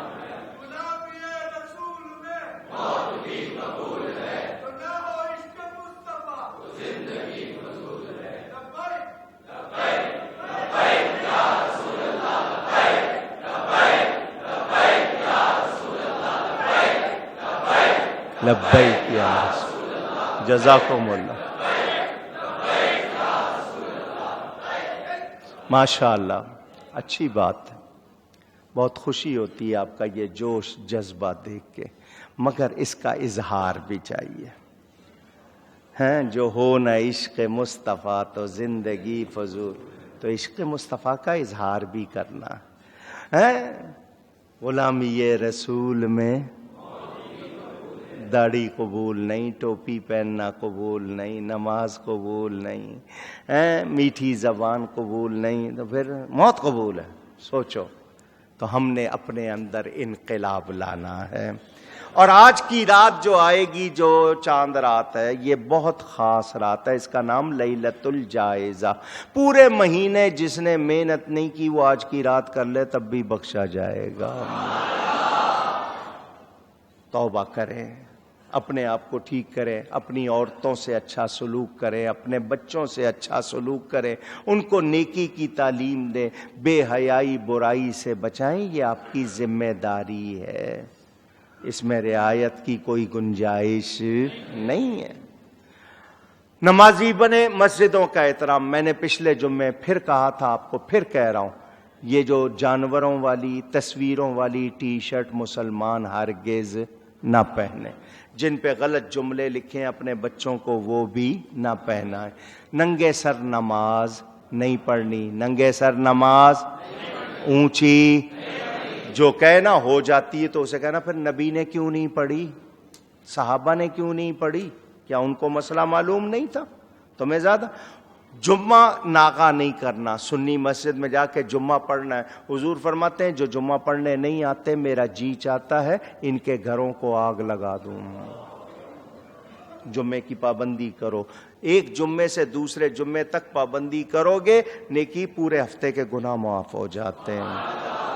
ہم سب کو مسجدوں کو آباد رکھنا ہے، مسلمان کا وفادار ہو، مسلمان کے ساتھ بندوق اٹھانا، خنجر مارنا، دہشت گردی، یہ سب ہمارے کام، نہ ہم طالبان، نہ ہم القاعدہ، نہ ہم جند اللہ، نہ ہم داعش، ہمارا ان سے کوئی تعلق اور ان کا اسلام سے کوئی تعلق۔ سنی رہنا، سنی میں ہوں سنی، رہوں سنی، مروں سنی، مدینے میں بقیع پاک میں ہو میری تربت یا رسول اللہ صلی اللہ۔ سمجھ آ رہی ہے بات؟ سنیوں کو آپس میں لڑوانے والے غلط، ان کا ساتھ دینا نہیں۔ ہم سے جو دین کی خدمت ہو سکے، پیسے دے سکیں، بچے دے سکیں، تعلیم دے سکیں، ہمیں کرنا ہے۔ خود اپنا ٹائم دے کر جہاں جہاں بھی ہو مسلک کی خدمت کرو۔ رمضان کو بھولنا، جب تھوڑے سے سست پڑنے لگو گے رمضان پھر آ جائے گا۔ ہوتا ہے نا 10-11 مہینے کے بعد سست پڑنے لگتے وہ پھر آ جاتا ہے، تو اللہ کا شکر، اللہ کرے یہ اللہ کا مہمان ہم سے راضی جائے، ہم سے۔ میں پھر بتا دوں، ہمارے یہاں کوشش ہوتی ہے رمضان میں ہم لوگ مسجد کی خدمت کے حوالے سے، آپ کو بتایا تھا مسجد کی کوئی آمدنی نہیں ہے، تو آپ لوگ خدمت کرتے ہیں، یہی جو مہینوں میں خاص دن آتے ہیں، تو ہو سکے تو مسجد کو ضرور عطیات دیں اپنی طرف